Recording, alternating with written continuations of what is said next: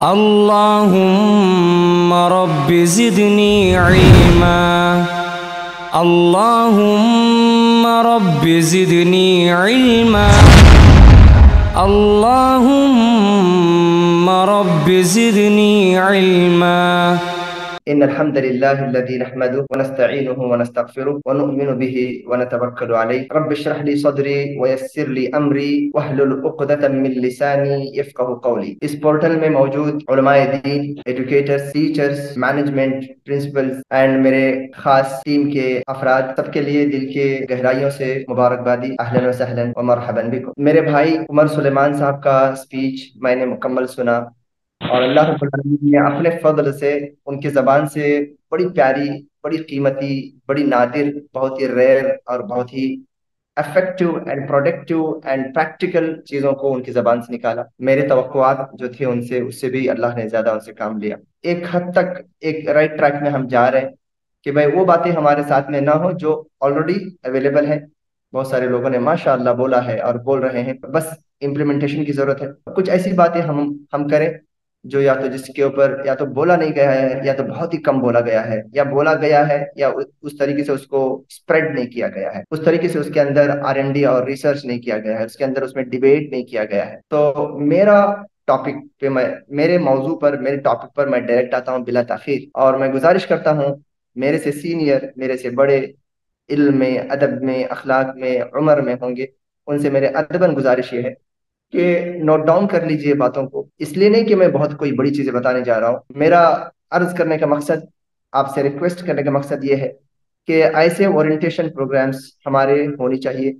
आपको कुछ बातें होंगी जो आपको पसंद आएंगी, कुछ बातों से आप मुत्तफिक नहीं भी हो सकते हैं मेरे, और कुछ बातें आपको ऐसा लगेंगी कि ये बात भी ऐड होनी चाहिए। तो आप इंशाअल्लाह ताला अपने अपने दायरे में, अपने अपने सर्कल में या बड़े सर्कल में इस टॉपिक को टच करोगे, इस पे बात करोगे और इस टॉपिक को लोगों के लिए अवेलेबल कराओगे। इसलिए मैं चाहता हूँ कि लोग इसको सुने और नोट डाउन करें बातों को। मेरी गुफ्तगू का आगाज इस बात से मैं कर रहा हूँ, बिगिनिंग इस बात से मैं कर रहा हूँ कि पहले मुझे और आपको यह सेट करना है कि भाई मैं क्या बोलने जा रहा हूँ, मेरा दायरे कार क्या है, मेरा सर्कल क्या है, जिसमें ही मैं बात करूंगा, उससे बाहर नहीं हटूंगा। क्योंकि इस्लामिक स्कूल के जो इश्यूज हैं, जो चैलेंजेस हैं, जो डिबेटेबल जो इश्यूज हैं या जिसके ऊपर बात किया जा सकता है, एक बड़ा ओशियन है और बहुत वैरायटीज हैं, बहुत सारे क्वांटिटीज हैं। वहाँ हर चीज को मिला के बात करना इफेक्टिव नहीं होता। तो मेरा जो आज का जो मौजू है उसको मैं, उसकी स्पेसिफिकेशन मैं चाहता हूँ कि इस्लामिक स्टडीज का कंटेंट कैसा होना चाहिए, एक आइडियल इस्लामिक स्टडीज कैसे बनाया जाना चाहिए। और एक चीज मैं उसमें ऐड करूंगा, इंडिया के स्कूल्स के लिए या इस्लामिक स्कूल्स के लिए। अगर मैं सऊदी में बात करूंगा तो उसका अंदाज अलग रहेगा, यूके में अगर बात करेंगे तो उसका अंदाज अलग रहेगा। बट इंडिया के जो सियासी और यहाँ के माशरती और यहाँ के एजुकेशनल जो सिस्टम है, जो NEP हो या CBSE हो या जो भी है, और यहाँ की जो सोसाइटीज हैं, जो मुसलमान लोग जीते हैं, जैसे जैसे यहाँ पे स्कूल का इंफ्रास्ट्रक्चर है, जो टाइम अवेलेबल है, जो रिसोर्सेस अवेलेबल है, उसको मद्देनजर रखते हुए मैं इंडिया के उस विजन और उस बात को जहन में रखते हुए मेरी बात होगी। तो आप मौजू को पहले समझ लो। सिर्फ सिलेबस पे बात करूंगा, मवाद तालीम पर बात करूंगा, कंटेंट ऑफ सिलेबस पर मेरी बातचीत होगी। ये बात ऐसा नहीं कि आप हर्फ आखिर है और एक मैं कंप्लीट एक आपको ये दे रहा हूँ, एक स्ट्रक्चर दे रहा हूँ, ऐसी बात बिल्कुल नहीं है। क्योंकि स्ट्रक्चर हर स्कूल का अलग अलग हो सकता है, लेकिन मैं कोशिश करूंगा कि कुछ इस तरीके से बैलेंसिंग वाला एक कुछ कंटेंट आपके सामने रखूं, समझ जाएंगे जिसके जरिए से कि अब मेरे स्कूल में कैसे होना चाहिए, या मेरे स्कूल में जो पुरानी बातें या पुराने जो रविश जो चलते आ रहे हैं, जो स्ट्रेटेजी चलते आ रही है, जो किताबें हम बांट रहे हैं, उसके अंदर क्या निकाले जा सकते हैं, क्या ऐड किए जानी चाहिए, क्या एक्सेस हो रहा है, कहाँ पे डिक्रीज हो रहा है। ये सारी चीजें इंशाल्लाह एक हद तक आपको समझ में आएगा। मैं यहाँ पर ना टीचर ट्रेनिंग में बात कर रहा हूँ, टीचिंग पेडिगोगी पे मैं बात नहीं कर रहा हूँ, क्लास मैनेजमेंट में बात नहीं कर रहा हूँ, सिर्फ और सिर्फ सिलेबस पे बात कर रहा हूँ। ठीक है, हाँ, जिम्नन कुछ बातें आ जाएंगी, वो बातें मेन नहीं होंगी। दूसरा, मैं बात को शुरू करने से पहले बात को रखना चाहता हूँ, अच्छा ये सारी बातें कहाँ पे होती हैं? ये सारी बातें स्कूल के अंदर बहुत होती हैं। स्पेशली जब स्कूल खुलते हैं तो प्रिंसिपल होने दो, HODs होने दो, सेक्शन हेड होने दो, या अरबिक डिपार्टमेंट के HOD और टीचर्स के बीच यही गुफ्तगू होती है कि भाई क्या पढ़ाएंगे, कौन सी किताबें रखेंगे, कितने पीरियड लेंगे, और वो नहीं चाहिए, ये नहीं चाहिए, लास्ट ईयर का हमारा ये तजुर्बा तजुर्बा था, पेरेंट्स की ये शिकायतें थी, फलां इतना बर्निंग इशू है। लेकिन जनरल जो है सोशल मीडिया पर या जो है आप पब्लिक डोमेन में अगर बात करेंगे तो इस पे बातचीत नहीं होती, जो कि रीढ़ की हड्डी है, बैकबोन होता है किसी भी स्कूल के इस्लामिक स्टडीज को डेवलप करने का। इस टॉपिक को डिस्कशन के टेबल पर इस तरीके से खींच के लाना और बात करने की एक बोलते हैं ना छोटा मुंह बड़ी बात जैसी है, ये जुर्अत मैं जो कर रहा हूँ इसके कुछ अहदाफ है। पहला हदफ ये है कि इस बात को मैं क्लियर करना चाहता हूँ कि किसी को कंडम करना या किसी की गलती बताना या किसी के ऊपर जर्ह करना, किसी के ऊपर जर्ब लगाना, ये मेरा मकसद बिल्कुल नहीं है। अल्लाह ताला मुझे इससे बचाए। ऐसा नहीं कि फलां गलत कर रहा है, फलां गलती हो रही है, फलां आउटडेटेड है, ऐसा नहीं मेरी गुफ्तगू होगी, तो हम लोग एक अलग एक नेगेटिव जोन में जाएंगे। वैसा मेरी गुफ्तगू नहीं होगी। अगर मैं किसी चीज को अगर इंट्रोड्यूस कर रहा हूँ या किसी चीज को अगर मैं प्रमोट कर रहा हूँ, किसी चीज को मैं बोल रहा हूँ कि ये उतना रिलेबल नहीं है, इसका मतलब ये नहीं कि वो एंटायरली रिलेबल नहीं है। ये मेरे जो रिसर्च के हिसाब से मैं अपनी बात आपके सामने रख रहा हूँ। और दूसरा जो रीजन है, जो मोटो है, ऑब्जेक्टिव है आज के इस टॉपिक का, कि हम as a teachers, as a HODs, as a school के प्रिंसिपल्स एंड मैनेजमेंट, हमारे सोचने और समझने का जो जर्फ है या जो अंदाज है वो ऊंचा हो जाए। हम देखेंगे दूसरा और भी क्या है, बोलते हैं ना सितारों के आगे जहां और भी है। हमने सिर्फ सितारों को और चांद और सोलार सिस्टम को देखा, ये भी आसमान है, जबकि उसके आगे भी और सारी यूनिवर्स और मिल्की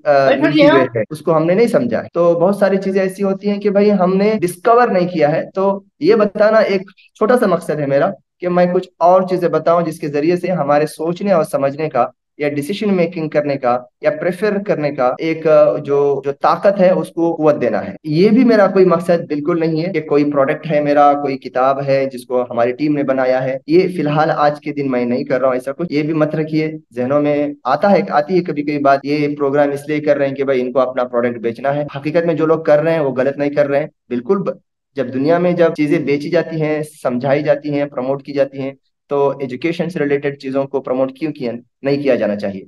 बट मैं आज, मेरा वो भी मकसद नहीं है। आज हमारे जो चैलेंजेस हैं, यानी एकेडमिक स्टडीज के साथ साथ में इस टर्मिनोलॉजी को हमेशा याद रख लो। जब मैं इस्लामिक स्टडीज की जब बात करूंगा आगे, तो मैं एक ऐसी जगह पर इस्लामिक स्टडीज की बात करूंगा, गोया कि एक शेल्फ है, वहां पे ऑलरेडी बहुत सारी किताबें रखी हुई हैं या रखी जानी है, और मैं एक बंडल किताबें लेके रखा हूँ। मैं बोल रहा हूँ कि मुझे जगह चाहिए उसी शेल्फ में, और वहां या तो जगह नहीं है या तो बहुत ही नैरो जगह है, बहुत ही कम जगह है। अब मैं बोल रहा हूँ कि मुझे तो रखना ही है, अब सब लोग बोल रहे हैं कि रखना ही है। अब कैसे रखूं, कैसे रखूं?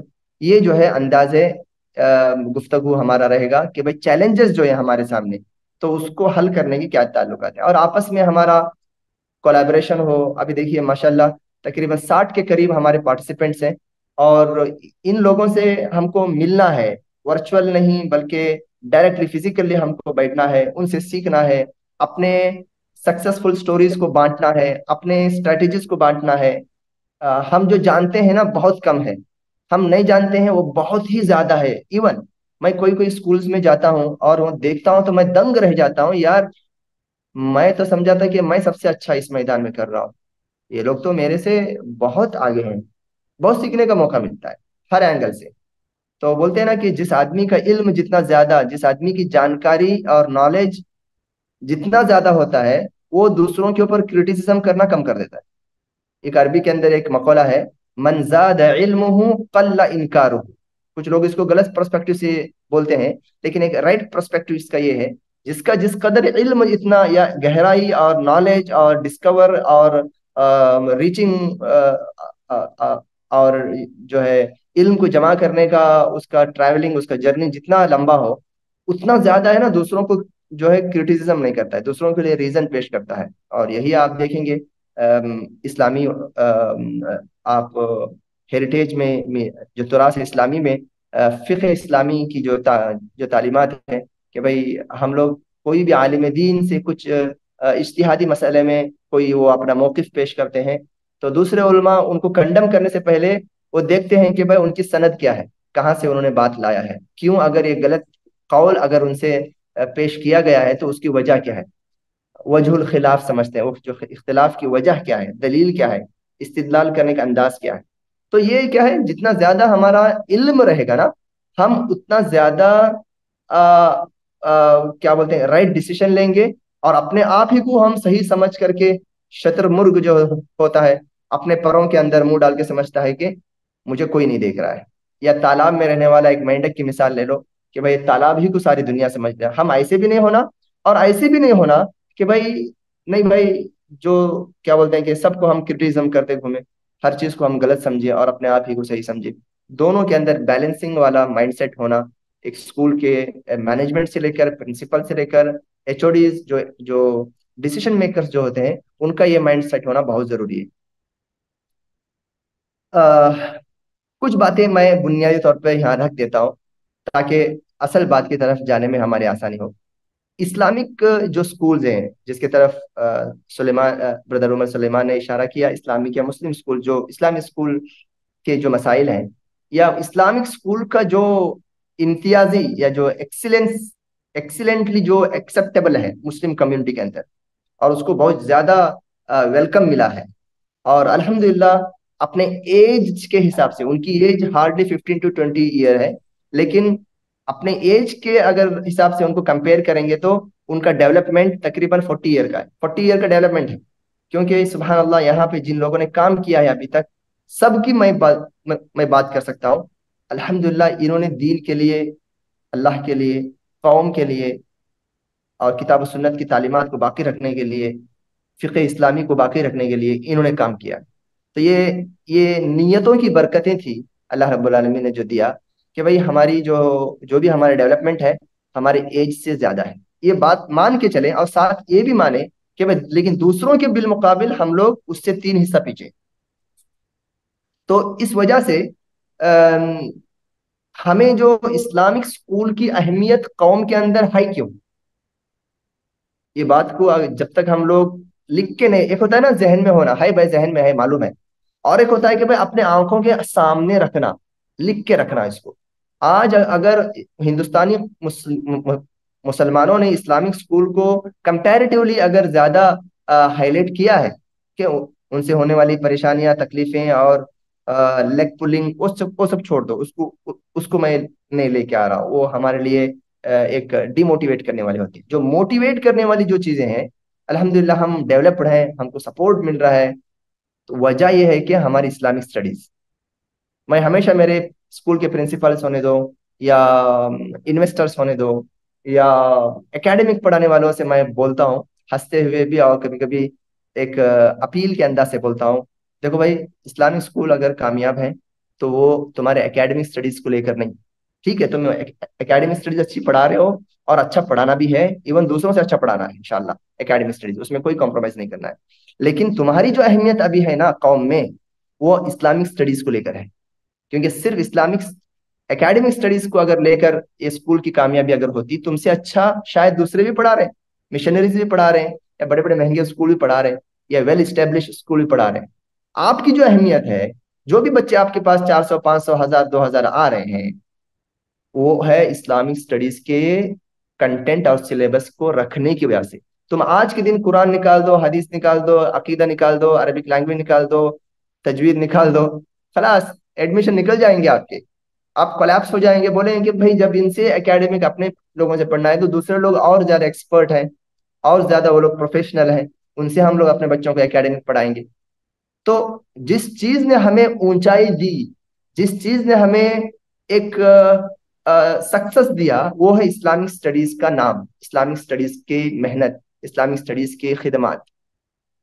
तो इस पे हमें यानी फुल स्टॉप नहीं डालना है, कॉमा डाल के अपना डेवलपमेंटल जो जर्नी है ना, उसको कंटिन्यू रखना है। बहुत अफसोस होता है कि हमने, लगता है कहीं कहीं बहुत जल्दी हम लोग फुल स्टॉप डाल देते हैं। तो हमको उस आदत से बाहर आना है। तो ये एक बात को रखते हुए मैं आगे बढ़ रहा हूँ। हमारी इम्तियाजी खुसूसियत इस्लामिक स्टडीज है। एकेडमिक में हम इंशाल्लाह दूसरों के जैसे नहीं, बल्कि दूसरों से अच्छे भी रहना है। और दूसरी बात, मेरी जो बातें जो होंगी आपके सामने, वो मैं आइडियल इसलिए लफ्ज रखा कि वो एक रिलेटिव, एक एक कंपैरेटिवली मैंने रखा। ठीक है, एक बैलेंसिंग, एक वर्ड उसके लिए ज्यादा सूटेबल है। मैं आपके सामने जो बातें रखूंगा, एक बैलेंसिंग अंदाज से रखूंगा कि तुम उसको समझ जाओगे कि भाई एग्जैक्ट एक किताब, ये वो किताब मैं बात नहीं करने वाला हूँ आज, फलानी किताब ले लो, फलानी किताब मत लो, ये मेरी गुफ्तगू में कहीं भी नहीं आएगा। मैं आपको एक स्ट्रेटेजी दूंगा कि भाई आपके पास जो टाइम है, जो लिमिटेशन है, जो रिसोर्सेस हैं, और जैसे बच्चे हैं आपके इलाके के, उस हिसाब से सिलेबस और कंटेंट और पीरियड्स को आप लोगों ने डिसाइड किया है या नहीं? आपने कहीं एक्सेसिवली जा रहे हैं या आप बहुत ही डिक्रीजिंग में जा रहे हैं या डिक्लाइन होते जा रहे हैं? आप लोग बहुत ही कम दे रहे हो, ज्यादा दे सकते थे आप लोग। ये आप में मैं क्वेश्चन मार्क पैदा करके मेरी बात छोड़ दूंगा, फिर ओवर टू यू। बहुत सारे एडुकेटर्स हैं, ब्रदर्स, क्या बोलते हैं कि सुलेमान है, और शेख हमारे भाई मन्ना सर हैं, और इन जैसे बहुत सारे इस्लामिक स्कूल के डायरेक्टर्स हैं। उनसे आप कंसल्ट कर सकते हैं, बातचीत कर सकते हैं, जर्नी कर सकते हैं। इस तरीके से आप अपने आप को मजीद मजबूत कर सकते हैं। अम, देखिए, सिलेबस, जब भी हम सिलेबस की जब बात करते हैं तो सिलेबस की मिसाल ऐसी है जैसे मेरे घर का खाना मेरे लिए। मेरे घर में पकने वाला खाना मेरे हिसाब से होगा। मेरी माँ अगर बूढ़ी है तो उनका भी ख्याल रखा जाएगा। बाप को अगर ब्लड प्रेशर है तो उसका भी ख्याल रखा जाएगा। बच्चा अगर छोटा सा है उसका भी ख्याल रखा जाएगा, किचन रूम के डिशेस और उसके टाइमिंग में। बच्चे अगर कॉलेज जा रहे हैं उनका भी ख्याल रखा जाएगा। सबके टेस्ट का ख्याल रखा जाएगा, बैलेंस्ड होगा। तो ऐसा नहीं है कि भाई एक घर में अलग अलग उम्र के लोग हैं और खाना बन रहा है सिर्फ बूढ़ों जैसा, ब्लड प्रेशर है शुगर वालों जैसा। फिर जवान लोग नहीं खाएंगे, बच्चे लोग तो धरना दे देंगे। ठीक है। तो एजुकेशन या इस्लामिक स्टडीज की अगर मैं बात करूं, यहाँ पर हमें ये सारे एस्पेक्ट देना पड़ेगा कि मैं अगर अपने घर के बच्चों के लिए खाना पका रहा हूँ या पका रही हूँ तो क्या ये सबके लिए उसके अंदर प्रोविजन है? सबको वो पसंद आएगा? थोड़ी थोड़ी तब्दीली के साथ ही सही, सबको पसंद आएगा?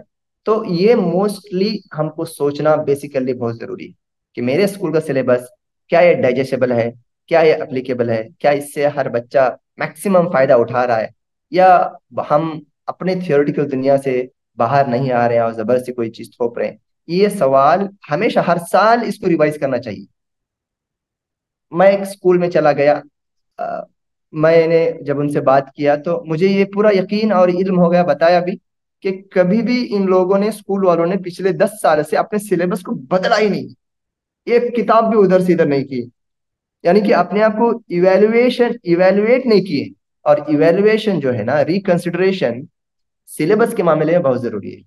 अगर आपने एक किताब 4 साल चलाई, 5वें साल अगर निकाल दिया, अगर निकालना ये आपकी अक्लमंदी की दलील है, ये आपकी कमी या आपकी जो है क्या बोलते हैं कि रॉन्ग डिसीजन के बारे में ये इशारा नहीं करती है।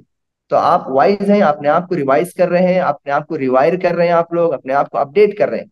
ये अपडेट करने का अंदाज हमारे में होना चाहिए, और ये सबके लिए, सारे स्कूल के बच्चों के लिए ये मुफीद होना चाहिए। ये जो है ना थीम, स्कूल के सिलेबस को सेट करने में, इस्लामिक स्टडीज को सेट करने में, खाने की जो मैंने मिसाल दिया, फूड की या किचन रूम में बनने वाले पकवान की जो मिसाल दिया, ये माइंड में रखकर आप आगे बढ़े।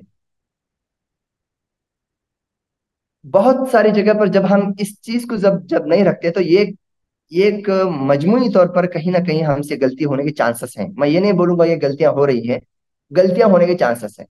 गलती ये है कि भाई हम लोग बहुत कुछ दे रहे हैं, बहुत कुछ देने जाके कुछ भी नहीं दे पा रहे, या जो भी चीज दे रहे हैं अधूरा दे रहे हैं। ओके। बहुत कुछ देने का हिर्स हमारे में है। अरे भाई अरबी लैंग्वेज दे दो, और इस्लामिक स्टडीज की किताबें दे दो, हाफिज कुरान बना दो, और दीनियात के सारे जो है मवाद दे दो, दे दो दे दो दे दो। और उसके जरिए से बच्चे कंफ्यूज हैं, बच्चे फैटिक में हैं, स्ट्रेस में हैं, एकेडमिक मुतासिर हो रहे हैं। और आउटपुट, आउटकम जो है वैसा नहीं है जितना जितना हम लोग जोर लगा रहे हैं, जितना हम लोग भर रहे हैं। Got it? तो ऐसा भी नहीं होना चाहिए। और उसका रिवर्स ऐसा भी नहीं होना चाहिए कि भाई हमारे पास अपॉर्चुनिटीज बहुत हैं, हम यहाँ पर ये बुक ला सकते हैं, ये सब्जेक्ट ला सकते हैं, हमारे पास टाइम है, हमारे पास रिसोर्सेस हैं, हम उसको अनदेखा कर रहे हैं या उसको हम लोगों ने नोटिस नहीं किया है। ये दोनों चीजें नहीं होनी चाहिए। कहीं ना कहीं ये होने के इम्कानात बहुत होते हैं। खास करके जो पहली जो बात बोला ना, सब कुछ देने जाकर कुछ नहीं दे जैसा, या सब कुछ देने जाकर जो चीज दे रहे हैं वो भी अधूरी दे रहे हैं, वो भी एक नतीजा खेज नहीं दे रहे हैं, रिजल्ट ओरिएंटेड नहीं दे रहे हैं, कंफ्यूज्ड है। ऐसा नहीं होना चाहिए। तो चैलेंजेस क्या है हमारे इस्लामिक स्कूल में इस्लामिक स्कूल की में, और स्पेशली इस्लामिक स्टडीज को लेकर जब हम बात करते हैं, चैलेंजेस के ऊपर, मेरा भी आपने इमेज में देखा होगा कि मैं चैलेंजेस के ऊपर मैं सरसरी जाऊंगा, क्योंकि वो मैं मेन स्ट्रीम में चैलेंजेस बोलेंगे तो बहुत बड़ा फिर टॉपिक हो जाएगा। वक्त का नाकाफी होना, यानी कि क्या बोलते हैं कि वक्त का लिमिटेड होना, है ना। आप आप अगर सीबीएसई ले रहे हैं या स्टेट भी ले रहे हैं या आईजीसीएसई भी ले रहे हैं, तो आपके लिए समझिए कि वक्त ये महदूद वक्त है, महदूद वक्त है। सुबह में अगर 8:30 बजे से, मेरे स्कूल में बच्चे 8:30 बजे आते हैं, 9:15 बजे क्लासेस स्टार्ट हो जाते हैं, और 3:30 तक रहते हैं, 3:30 बजे तक रहते हैं। ये महदूद वक्त है ये। इसमें मुझे पूरा एकेडमिक का देना है एज पर द सीबीएसई। और मैं हमेशा ये बोलता हूँ कि ये स्कूल है, ये मदरसा नहीं है। स्कूल के जो एलिमेंट्स हैं, जो भी नॉर्म्स हैं, जो भी एक्सपेक्टेड, जो मुतवक्का, जो जो दूसरे स्कूलों में जो पढ़ रहे हैं ना, वो आपको देना ही पड़ेगा। आप उसको ये नहीं बोल सकते भाई हम दीनियात पढ़ा रहे हैं तो फला चीज नहीं देंगे, फला चीज ना, नहीं बल। हाँ, कुछ चीजों में आप बोल सकते हैं कि भाई फला चीज नहीं दे सकते, ठीक है, फला चीज उतनी नहीं दे सकते। लेकिन जो बेसिक जो एलिमेंट्स हैं एकेडमिक के, उससे आप स्किप नहीं हो सकते, तो उसका लिए वक्त है। उसके लिए उसका वक्त हम लोग खा नहीं सकते।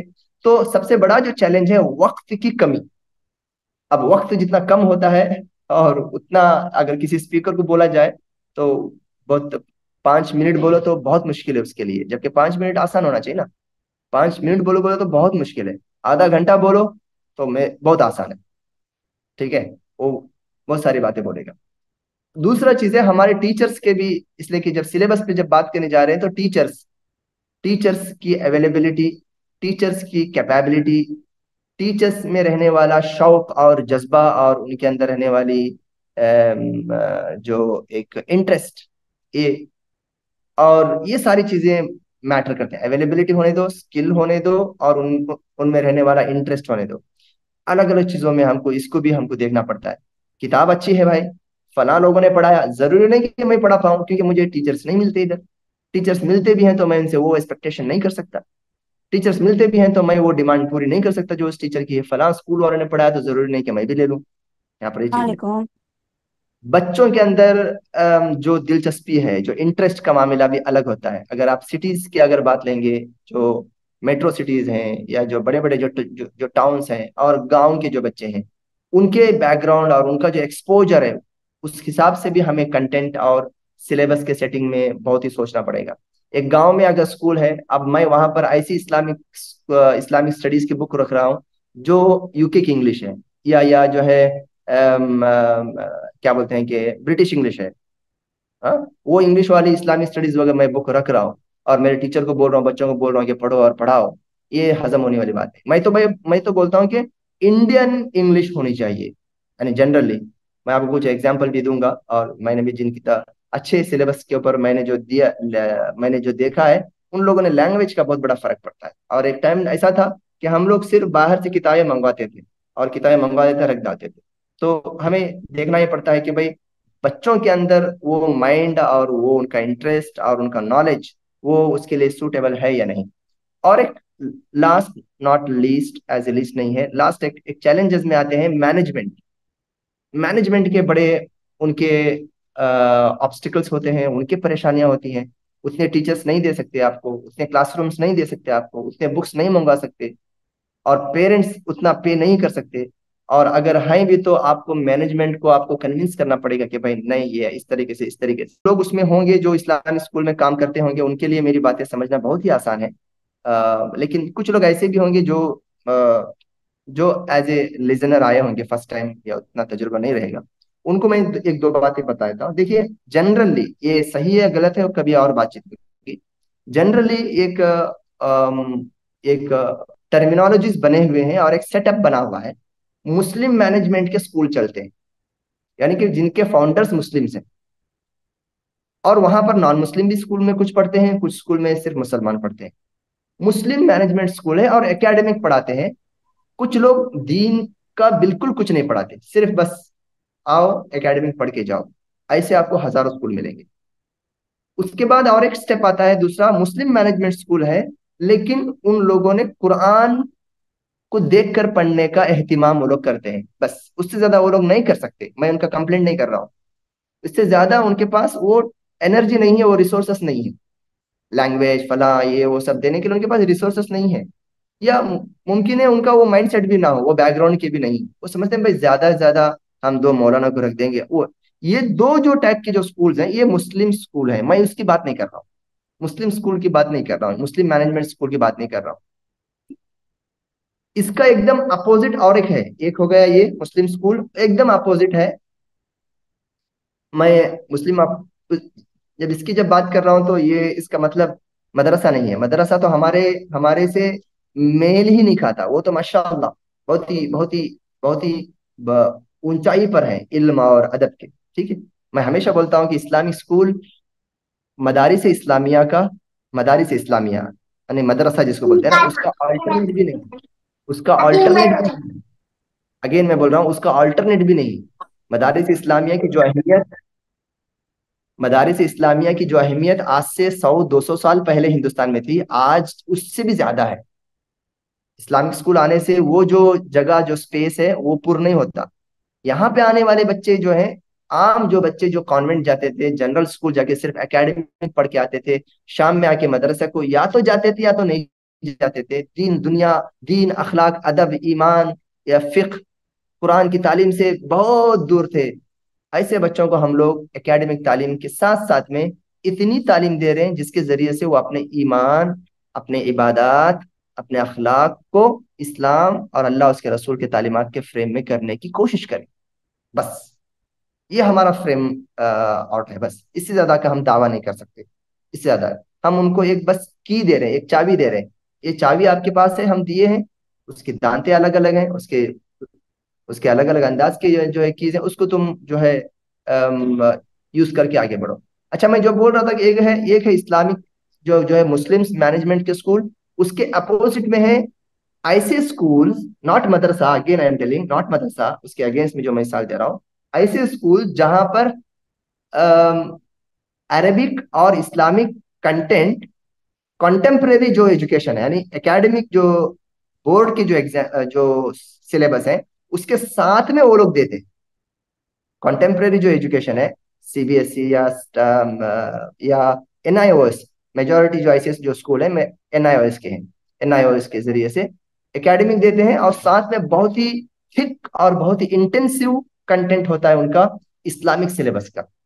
यानी वो लोग किताब नहू, किताब सर्फ और अजरुमिया और किताब तौहीद और वासतिया ये सारी पढ़ाते हैं, अरबी की किताबें पढ़ाते हैं, वो भी अरबी लैंग्वेज में। ये भी हमारा टॉपिक नहीं है क्योंकि वो बहुत ही रेयर है, और वो वही लोग उसके बारे में बताएंगे जो उसको उसको चलाते हैं, कहाँ तक वो लोग कामयाब। अब हमारा जो जो टॉपिक है आज का, ओके, जो फ्रेम है, और जो अल्हम्दुलिल्लाह हिंदुस्तान के अंदर तकरीबन इस्लामिक स्कूल की जब बात करें, अम, तो बात करें तो इस्लामिक स्कूल की अगर हम बात करें तो ये जो है कि जहां पर एकेडमिक के एजुकेशन के साथ साथ में, इस बात को करो, इस बात को थोड़ा सा तरकीज के साथ सुनो, एकेडमिक के एजुकेशन के साथ साथ में इस्लामिक तालीमात को देते हैं। इंग्लिश लैंग्वेज में हम पढ़ाने की कोशिश करते हैं, कुरान पढ़ाते हैं, कुछ सूरतें और पारे जो है हिफ्स कराते हैं, अरबिक जबान के बुनियादी उसूलियात और उसके जो है फाउंडेशंस को हम देते हैं, है ना। ये ये इस्लामिक स्टडीज का सेटअप होता है। ये जो टाइप के जो इस्लामिक कंटेंट रखकर जो चल रहे हैं ना, अल्हम्दुलिल्लाह 99% इस्लामिक स्कूल ऐसे ही, 99% इस्लामिक स्कूल इंडिया की बात कर रहा हूं मैं, ऐसे ही। और मैं इसी की बात करने जा रहा हूँ। अब मैं समझता हूँ कि बहुत हद तक आपके सामने ये बात वाज़ेह हो गई होगी। अब मैं आता हूँ मेरे मेन टॉपिक पर, जहां पर भले से मुझे ये एज ए फुटनोट ये सारी बातें रखनी पड़ी, क्योंकि हमें बहुत आगे जाना है, इसमें बहुत ही रिसर्च करना है। ओके, तो ऐसे ही डायरेक्ट आके चार बातें या अच्छी अपनी बातें रख के जाना मकसूद नहीं था मेरा।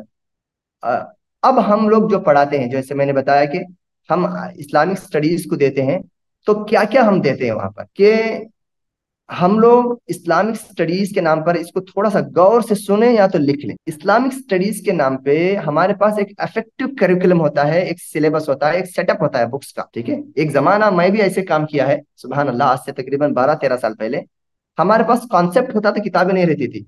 हम 4 किताबों से निकाल करके प्रिंट करके फिर उसको बाइंड करके किताबें देते थे, बच्चों को देते थे। 4 किताबों से के पेपर निकाल करके ये किताब मर्ज करके फिर अपना स्कूल का नाम लिख के अपना, यानी कि उतना ज्यादा लिटरेचर्स नहीं थे, इतने ज्यादा बुक्स अवेलेबल नहीं थे पहले। आज से मैं 15 साल पहले की बात कर रहा हूँ। अब माहौल ऐसा नहीं है। आप माशाल्लाह बहुत पीछे हैं दूसरों के बनिस्बत, लेकिन अल्लाह का फजल है, अल्लाह का फजल है। लिटरेचर्स है मजीद, इसके अंदर और आगे बढ़ना है हमको, लेकिन पहले के बनिस्बत या हमारा एज जो है, एज हमारे हमारे हमारे हमारे वजूद का जो एज है, उसके हिसाब से हम जो है फास्ट ट्रैक पर है। तो आपको ये समझना है कि तीन तीन खानों में बांटिए। यानी इस्लामिक स्टडीज की जब बात आती है तो ना, कभी कभार इस्लामिक स्टडीज बोलकर एक लफ्ज में हम बोल के चले जाते हैं, लेकिन उसके अलग अलग नेचर के उसमें सब्जेक्ट हैं। तीनों का नेचर, मैं तीन अगर बात अगर करूं तो तीन के नेचर अलग अलग, तीन अलग अलग फैकल्टीज जैसे हैं, स्ट्रीम जैसे हैं। हम एक ही लफ्ज यूज करते हैं क्या, इस्लामिक स्टडीज, जबकि उसके अंदर तीन स्ट्रीम पाए जाते, तीन तरह के उसके अंदर उलूम दिए जाते हैं, और हर इल्म के अंदर उसके अलग अलग लेवल्स होते हैं, अलग अलग सब एडिशनल जो है टॉपिक्स होते हैं। उसको मैं इसलिए थोड़ा सा ज्यादा इसको फोकस कर रहा हूँ कि हम इसको जब समझेंगे ना, तो पेरेंट्स को भी समझाना आसान होगा। पेरेंट्स तो इसका जेर जबर नहीं जानती है। इस्लामिक स्टडीज मतलब समझते हैं सिर्फ कुरान पढ़ाया जाता है, और कोई बहुत ही एक्सेसिवली ये समझते हैं कि अच्छा अब मेरा बच्चा आलिम बन जाएगा। ओहो, दोनों भी गलत है, दोनों भी गलत है।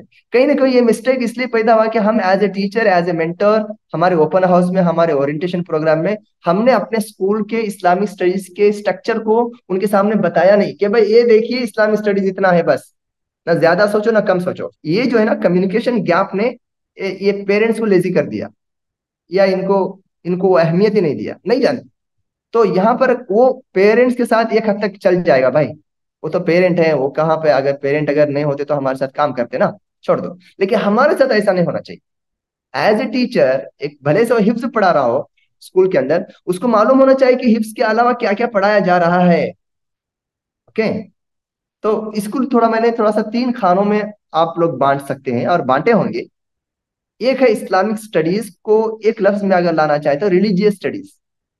रिलीजियस स्टडीज में क्या होता है, अकीदा, फिक्ह, सीरा। अकीदा मतलब फेथ के बारे में, क्रीड के बारे में आता है। फिक्ह मतलब नमाज, रोजा, जक़ात, हज के बारे में आता है। सीरत नबी आता है इसके अंदर। मैनर्स और एटिक्यूट्स आते हैं, खाने पीने, सोने बैठने, तिजारत वगैरह के आदाब व सुलूक आते हैं। और दुआएं आती हैं, रात और दिन की, और मुख्तलिफ एक्शंस की जो दुआएं इसके अंदर आती हैं।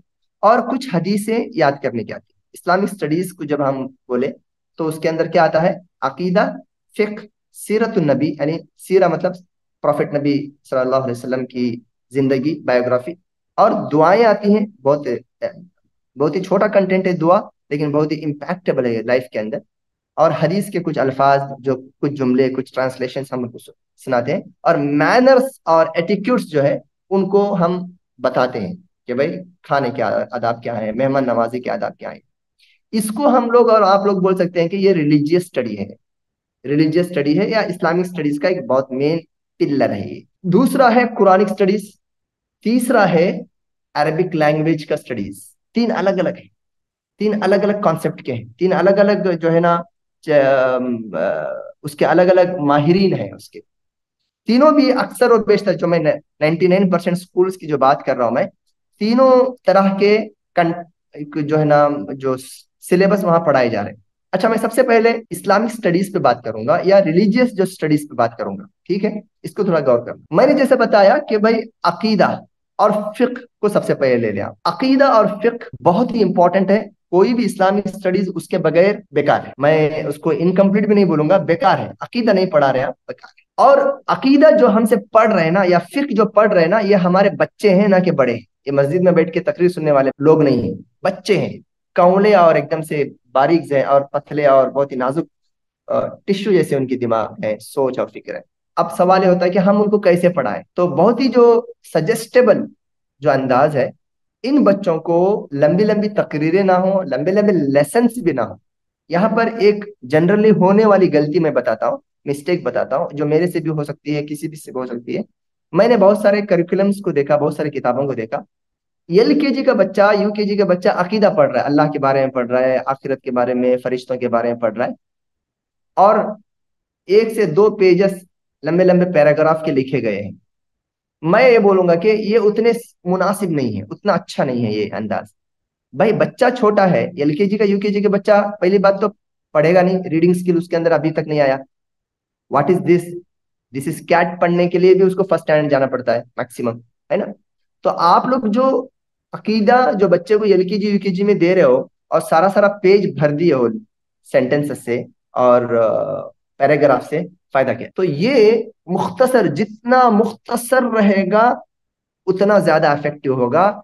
इनिशियल क्लासेस में बहुत ही मुख्तसर, यानी कि ऐसे जुमले हो, इस बात को थोड़ा सा फोकस करो, ऐसे सेंटेंसेस हो, ऐसी ऐसी वोकैबुलरी हो जिसको बच्चे बाय हार्ट कर लें, जैसे पोएम बाय हार्ट कर। और उसमें भी ज्यादा इफेक्टिव ये होता है कि बच्चों को दिया जाने वाला जो कंटेंट है, LKG UKG first second third तक भी, फोर्थ तक भी, ये क्वेश्चन आंसर के एंगल में हो। मिसाल के तौर पे कुछ सवालात ऐसे हो सकते हैं सेकंड स्टैंडर्ड के लिए अकीदे में।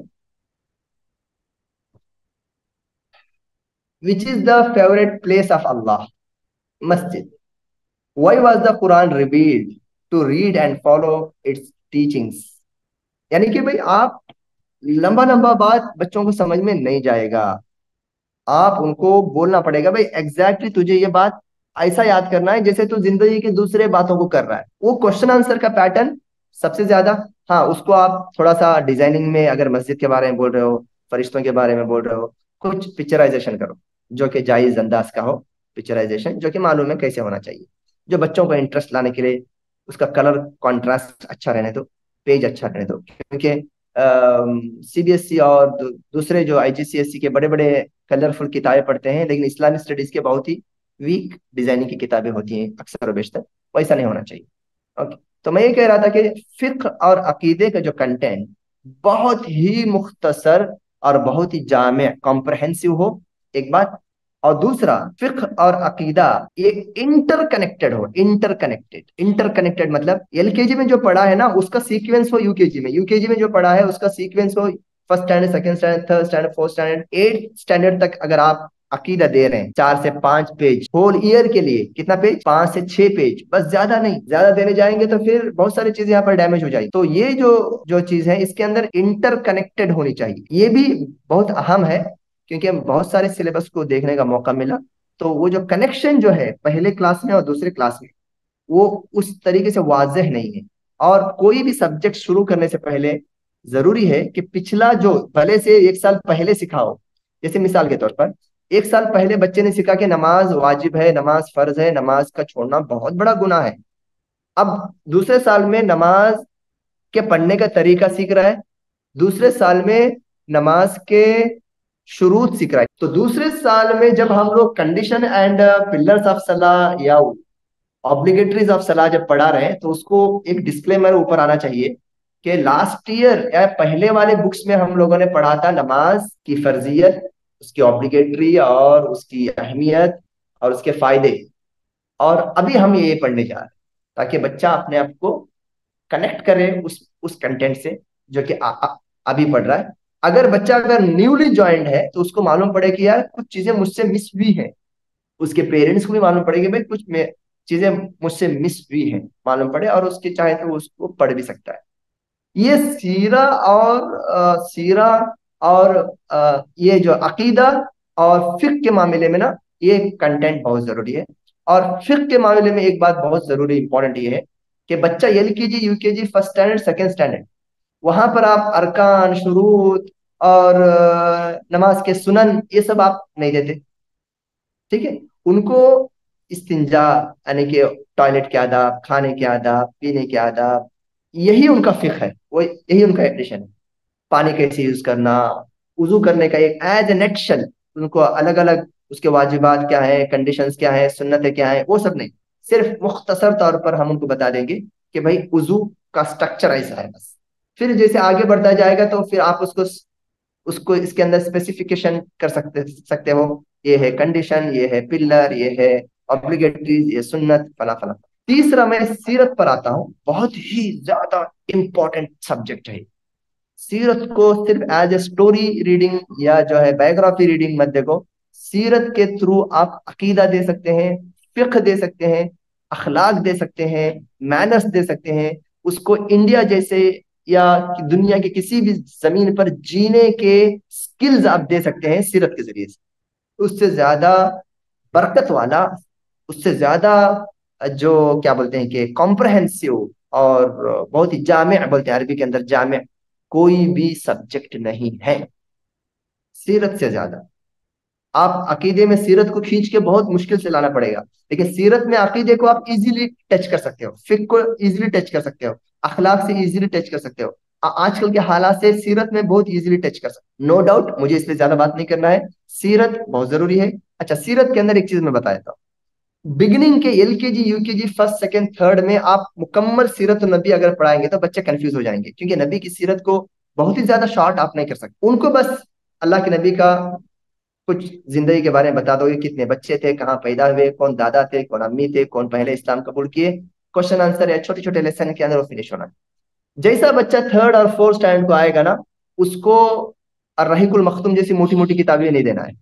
उसको बस 10 पेज या 8 या 9 पेज में नबी सल्लल्लाहु अलैहि वसल्लम की सीरत को इन नटशेल देना है बस। वो कौन से क्लास में, थर्ड फोर्थ या फिफ्थ, आप अपने हिसाब से डिसाइड कर लो।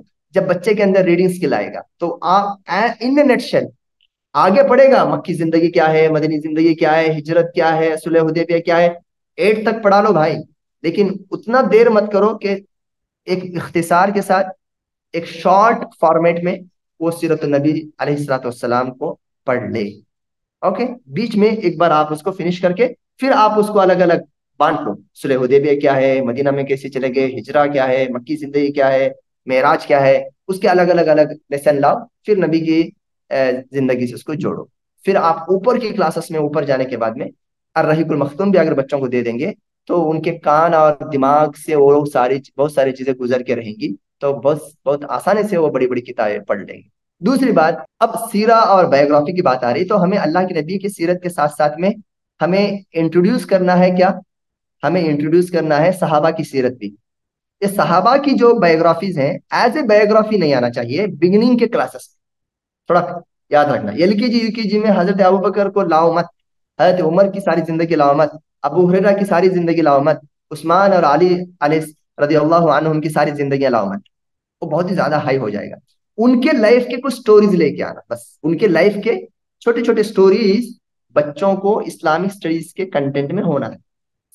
कब तक हम वो क्या बोलते हैं लोमड़ी और फॉक्स की स्टोरी सुनाते रहेंगे, ओके, थ्रस्टी क्रो की, कब तक हम जो है ये सुनाते रहेंगे। तो हमें इतने वाकयात हैं इंप्रेसिव और बहुत इफेक्टिव वाकयात हैं, इंटरेस्टिंग जो ऐसे ऐसे वाकयात हैं इस्लामी मीरास में, इस्लामी हेरिटेज में, हम बच्चों को उससे ज्यादा इफेक्टिव कर सकते हैं, उससे ज्यादा उनको वोकैबुलरी दे सकते हैं इंशाल्लाह। सो अब यहाँ पर मैं एक बहुत ही इंपॉर्टेंट चीज की तरफ इशारा करने जा रहा हूँ। ये जो मैं बात बोलने जा रहा हूँ, ये मैं बहुत बड़ी जुर्रत करने जा रहा हूँ, और मैंने ऑलरेडी इसका एक्सपेरिमेंट किया है। अल्लाह ने बहुत बड़ी कामयाबी मुझे दी, और सारे जो लोग कंपाइलर्स हैं, जो भी डिजाइनर्स हैं, माशाल्लाह जिंदगी लगा दिया है। आसान नहीं है, एक पेज डिजाइन करना, एक इमेज डिजाइन करना मुश्किल है।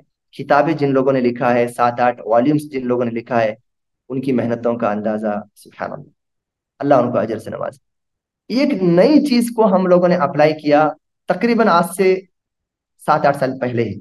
मैंने उलमा से बड़े मशवरे किए, बड़े बड़े उलमा से मशवरे किए, अल्हम्दुलिल्लाह सब लोगों ने हरी झंडी बता दी। और उमर सुलेमान साहब ने एक बात कहा कि हमारे बच्चे सिर्फ इस्लामिक स्कूल में पढ़ने से एक तरीके से दुनिया से आइसोलेट हो जाने का डर है, इम्कान। इसको भी कम करने का तरीका यहीं पे आता है कि भाई हम सीरतुन नबी दें, जरूर दें, सीरतुल सहाबा दें, सीरतुल अल औलिया दें, औलिया इकराम की सीरतें दें, सीरतुल अल अइम्मा, अइम्मा इकराम की, इमाम अबू हनीफा, इमाम मालिक, इमाम बुखारी, इनको इनकी सीरत नहीं, इनके लाइफ के कुछ अच्छे स्टोरीज बच्चों को दे।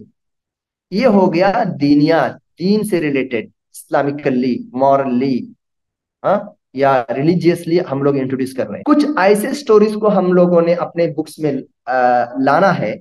मैं ये नहीं बोलूंगा कि हमने लाया तो फिर वो बात अलग हो जाएगी, अच्छा नहीं, लाना है जो मॉरल स्टोरीज है, मॉरल स्टोरीज, यानी मुसलमानों के नहीं। इससे पहले हम लोगों ने मुसलमानों की स्टोरीज दिया, नबी से लेकर आइम्मा और सालिहीन की स्टोरीज दिया इस्लामिक स्टोरीज के नाम से। हमको ऐसे स्टोरीज भी देना है जो मॉरली, यानी कि नॉन मुस्लिम, जो दुनियावी एतबार से सक्सेसफुल लोग हैं, इस बात को अंडर ब्रैकेट कर दो, वर्ल्डली, दुनियावी एतबार से जो सक्सेसफुल, जो आइडियल, जो एक अच्छे लोग हैं, जो सबको लेकर चलने की बात करे, समानता की बात करे, मोहब्बत की बात करे, जुल्म से लोगों को रोके, चैरिटी में किसी ने काम किया, किसी ने लोगों को जिनसी तफरीक से बचने के लिए जो काम किया, ऐसे लोगों को, ऐसे गांधी हो गया, बुद्धा हो गया, या जो है नेल्सन मंडेला हो गया, ऐसे लोगों का आपको लाइन लग जाए। इवन लाइव जिंदा रहने वाले कुछ अच्छा स्पोर्ट पर्सन है कोई, जो एक लोगों ने उसको समझा कि भाई ये रियली में स्पोर्ट्स पर्सन है, मतलब अखलाकी एतबार से भी वो बहुत ही अच्छा आदमी है, तो उस बंदे को भी इंट्रोड्यूस करो। इसका फायदा सबसे बड़ा ये होगा कि हमारे बच्चे, जो होता है ना कभी कभार सिर्फ इस्लामिक स्कूल में पढ़े हैं, बाहर जाके बहुत ताज्जुब से देख रहे हैं, मंदिरों को देख रहे हैं, या किसी मूर्ति को देखे तो भाग जाना, या उसको, नौजुबिल्ला गलत है अगर कोई बच्चा करता है तो उनको सिखाया जाए। हम तो नहीं सिखाते, कोई मुसलमान ऐसा नहीं सिखाता, क्योंकि ये मेरा रिकॉर्ड हो रहा होगा, मैं प्रिकॉशनली बोल रहा हूँ, कोई मुसलमान इसको सिखाता भी नहीं है। लेकिन बच्चे लोग कहीं ऐसा ना हो, इतना प्रिकॉशन हमको लेना है कि बच्चे दूसरों के लीडर, उनके पंडितों और उनके भगवानों को देखकर चिढ़ ना जाए, गाली ना दे। उनको ये समझे कि भाई ये लोग जो है गाली देने के लायक है, ये लोग रिजेक्टेड है हर एंगल से, और हम इसको रिजेक्शन जो है हम सबके सामने डेमोन्स्ट्रेट करेंगे। ये जो है सोच और फिक्र से बच्चों को निकालने के लिए उनको यूज टू करें कि भाई गैर मुसलमानों में बहुत सारे ऐसे लोग हैं जो दुनियावी एतबार से अच्छा काम करके चलेंगे, तो वो लोग यूज टू हो जाएंगे दुनिया से, नॉन मुस्लिम से। मैं यहाँ पर जब बायोग्राफीज की जब बात आई तो हमने अल्हम्दुलिल्लाह हमारा जो अलीबादा के लिए मैंने एक सेटअप किया है, इस किताब के नाम से, स्टीड के नाम से मैंने किताब बनाया, मैं और मेरी अहलिया ने मिलकर। तो हम लोगों ने तकरीबन एलकेजी से लेकर 8 स्टैंडर्ड तक का जो हमारा जो सिलेबस है, उसमें more than 30 worldly successful personalities को हमने इंट्रोड्यूस किया। तो मेरे बच्चे अगर अगर 8 साल की किताबें पढ़े हैं तो बहुत सारे नॉन मुस्लिम्स के स्टोरीज को उनको याद है, और साथ साथ में बेशुमार साहबा साहबियात आइम्मा सालिहीन फुकहा प्यारे नबी की सीरत को भी याद। तो इससे ये एक बहुत जरूरी है इस्लामिक स्कूल में हम लोग इसको लेके आना। और इसका एक दूसरा फायदा क्या है मैं बताऊं, हम लोग हमेशा बहुत परेशान रहते हैं कि बच्चों की लैंग्वेज इंप्रूव होना है, लैंग्वेज के लिए टाइम नहीं मिल रहा है, प्रिंसिपल होने दो या दूसरे सेक्शन के जो एचओडीज होते हैं वो हमसे फाइट करते हैं ना कि आप लोग सारे पीरियड ले रहे हो, हमको और पीरियड चाहिए, एलई के लिए, लैंग्वेज एनरिचमेंट के लिए पीरियड चाहिए। ये माशाल्लाह अच्छा फाइट है, ये हेल्दी फाइट है, होना चाहिए। वो हमारे प्रिंसिपल स्कूल में क्या करते हैं, जैसे हजरत यूसुफ अलैहिस्सलाम का एक किस्सा है कि 4th या 5th स्टैंडर्ड में हजरत यूसुफ अलैहिस्सलाम का वाकया है, इन ए नटशेल, बहुत ही इंटरेस्टिंग मोड में, और इंडियन लैंग्वेज यानी इंडियन इंग्लिश में। ओके, तो हमारे टीचर, हमारे मैम क्या करते हैं स्कूल में, हमारे प्रिंसिपल इंग्लिश टीचर को बोलते हैं कि भाई ये पढ़ाओ, तुमको इंग्लिश ही पढ़ाना है ना, पढ़ाना है इंग्लिश है ना तुमको। इंग्लिश में हम लोगों ने वर्ब, नाउन, ग्रामर का अच्छा ख्याल किया है, यहीं से उनकी इंग्लिश आप इम्प्रूव करो। आपका जो मकसद, जो जो टेक्स्ट बुक में जो इंग्लिश पढ़ाने का जो था वो भी पूरा हो जाएगा, और हमारा इस्लामिक स्टडीज भी वहां पर हो जाएगा और मुकम्मल हो जाएगा, और बच्चों की लैंग्वेज भी एक इस्लामाइजेशन उसकी हो जाएगी, इस्लामिकली वो लोग वोकेबलरी यूज करेंगे। हर कंट्री, हर कल्चर का एक लैंग्वेज होता है, और उस लैंग्वेज से वो कम्युनिटी पहचानी जाती है। ठीक है, सो इस तरीके से हम लोग आपस में, अगर हमारा सिलेबस अगर पहले से रेडी रहेगा और बहुत ही कॉम्प्रहेंसिव और बहुत ही कैलकुलेटिव रहेगा, तो इजीली हम लोग ज्यादा हर्डल के अपने प्रोसेस को एकेडमिक और इस्लामिक स्टडीज को लेके जा सकते हैं। आगे मैं बढ़ता हूँ। जब इस्लामिक स्टडीज की अगर जो बात आ रही है, तो पहला पिलर मैंने बताया कि रिलीजियस स्टडीज, जिसमें अकीदा, फिक्र, सीरत नबी, बायोग्राफीज, दुआ, हदीस और आदाब। दुआएं हर साल बच्चों को देना जरूरी है। देखो, दुआएं एक ऐसी है ना, ऐसी चीज है ना, जो हमारी जिंदगियों में भी दीन को, इस्लाम को, ईमान को बाकी रखना है तो दुआएं याद कर लो भाई। अल्लाह के नबी सल्लल्लाहु अलैहि वसल्लम की जिंदगी देखो कि भाई कौन सा ऐसा अमल है जिसके लिए नबी ने दुआ नहीं बतलाई हो। दुआ अगर नहीं बतलाए तो नबी ने फरमाया कि बिस्मिल्लाह बोल दो। उससे बढ़ के कोई, उससे बाबरकत कोई दुआ ही नहीं है, उससे जामे, उससे ज्यादा इफेक्टिव कोई दुआ ही नहीं है। यानी कि हर काम को करने से पहले कुछ कलिमात का विर्द करना है। हमारे इस्लामिक स्टडीज के कंटेंट में दुआओं का जो रोल है वो बहुत ही इनक्रेडिबल है, बहुत ज्यादा है। मैं बोलता हूँ कि अकीदे के कुछ क्वेश्चन कम पढ़ाओ चलेगा यार, सूरतें कम पढ़ाओ चलेगा यार, हाँ, हदीसें वगैरह कम याद कराओ चलेगा, दुआएं याद कराओ, दुआएं याद। उनकी जिंदगी में दीन उनके साथ चलता फिरता रहेगा अगर दुआएं याद करेंगे। और वो दुआएं जो जनरली, जैसे अभी बारिश का मौसम है, बिजलियां कड़कती हैं, बारिश आती है, तो उसकी दुआएं, खाना पीना, उठना बैठना, टॉयलेट, कपड़ा पहनना, ऐनक देखना, किसी से मिलना, मरीज की याद करना, अगर गिनेंगे तो 20 दुआ से ज्यादा नहीं, मैं समझता हूँ। यहाँ पे देखिए, लोगों के बातों पे मत जाइए। आप 60 ऐसी दुआएं दें जो कभी साल में एक मरतबा यूज होंगी, वो याद करा के भी फायदा नहीं, और बच्चा याद रखेगा भी नहीं। याद रखे तो अच्छी बात है भाई, मैं उसका मुखालिफ नहीं हूँ। लेकिन आप 25 ऐसी दुआएं, सारे सारे एक एकेडमिक जर्नी में 25 दुआएं आप उसको याद दिला दो जो बहुत ही यूजफुल है। हफ्ते में एक दो मरतबा तो उसको याद करना ही है। ट्रैवलिंग, ट्रैवलिंग करता है, किसी न किसी के बारे में मिलता है कि उसने ट्रैवलिंग किया, किसी न किसी के बारे में खबर तो दिनों रातों हमको मिलती है कि भाई उसको, उसका एक्सीडेंट हो गया, तब क्या पढ़े हमारा बच्चा। ये जो, अगर अगर हम लोग गिन गिन लेना, तो 25 से 30 से ज्यादा दुआएं नहीं है जो बहुत ही यूजफुल है।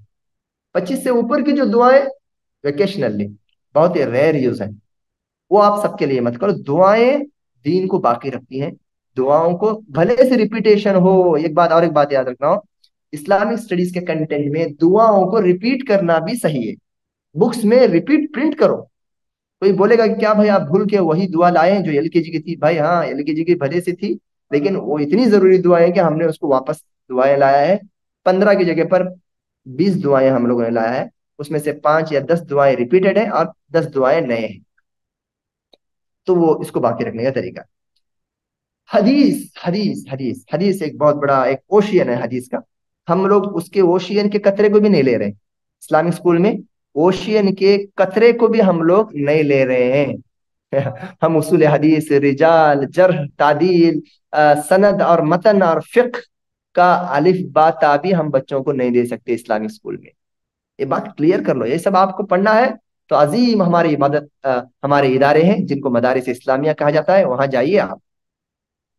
अल्हम्दुलिल्लाह, सुभान अल्लाह, जिनकी मेहनतों से आज दीन बाकी है, जिनकी मेहनतों से। ओके। सो हम यहाँ पर हदीस जो दे रहे हैं तो ना, कुछ एक नमूने का उनको स्प्रे कर रहे हैं बस।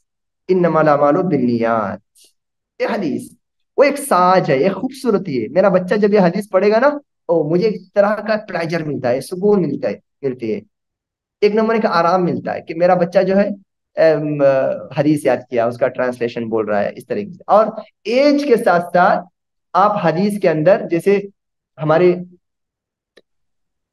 स्टीड में, स्टीड का जो सेटअप है इसमें, अगर आप 5th स्टैंडर्ड की हदीस को अगर ओपन करेंगे ना, तो उसमें थोड़ा सा ट्रांसलेशन के साथ साथ में रिपोर्टर ऑफ द हदीस, रावी हदीस का नाम, उनका लाइट बायोग्राफी, हदीस का कलेक्टिव मीनिंग, हदीस से निकलने वाले 4-5 फायदे, ये सब आपको फिफ्थ सिक्स सेवेंथ और एट्थ में ये सब इंट्रोड्यूस कराओ। हदीस के फायदे, हदीस के रावी के नाम, जो रावी ने कितने हदीस से याद किया, बस एक पेज में, बस ज्यादा लंबा चौड़ा नहीं। इस तरीके से आप हदीस को भी ग्रेजुअली जाना पड़ेगा, gradually. LKG UKG first standard में इन्नमल अमालु बिन्नियात अद्दीनुन नसीहा, इसका ट्रांसलेशन बस उतना है। इस तरीके से जाना है। और आदाब, मैनर्स, वो बहुत ही क्रूशियल रोल है और बहुत ही प्रैक्टिकल रोल है। आदाब, आदाब के सिलसिले में ये जहन में रखना है कि कुछ आदाब हम लोगों के बहुत ही कॉमन है, बहुत ही कॉमन है, जो हम लोग पढ़ाते हैं, जैसे खाने के, पीने के, सोने के, बैतुल खुला जाने के, ये हम बच्चों को सिखाते हैं। हमने कुछ ऐसे आदाब को इंट्रोड्यूस किया अपनी किताबों में, और बहुत सारे लोगों ने भी किया होगा, मैंने देखा, देखा है अल्हम्दुलिल्लाह, कि जो मुझे ये सिखाना है कि भाई क्या बोलते हैं कि रास्ते के, रोड के आदाब क्या है। रोड के आदाब, चलने के बोलेंगे तो फिर वही माइंड में आएगा, चलने के नहीं।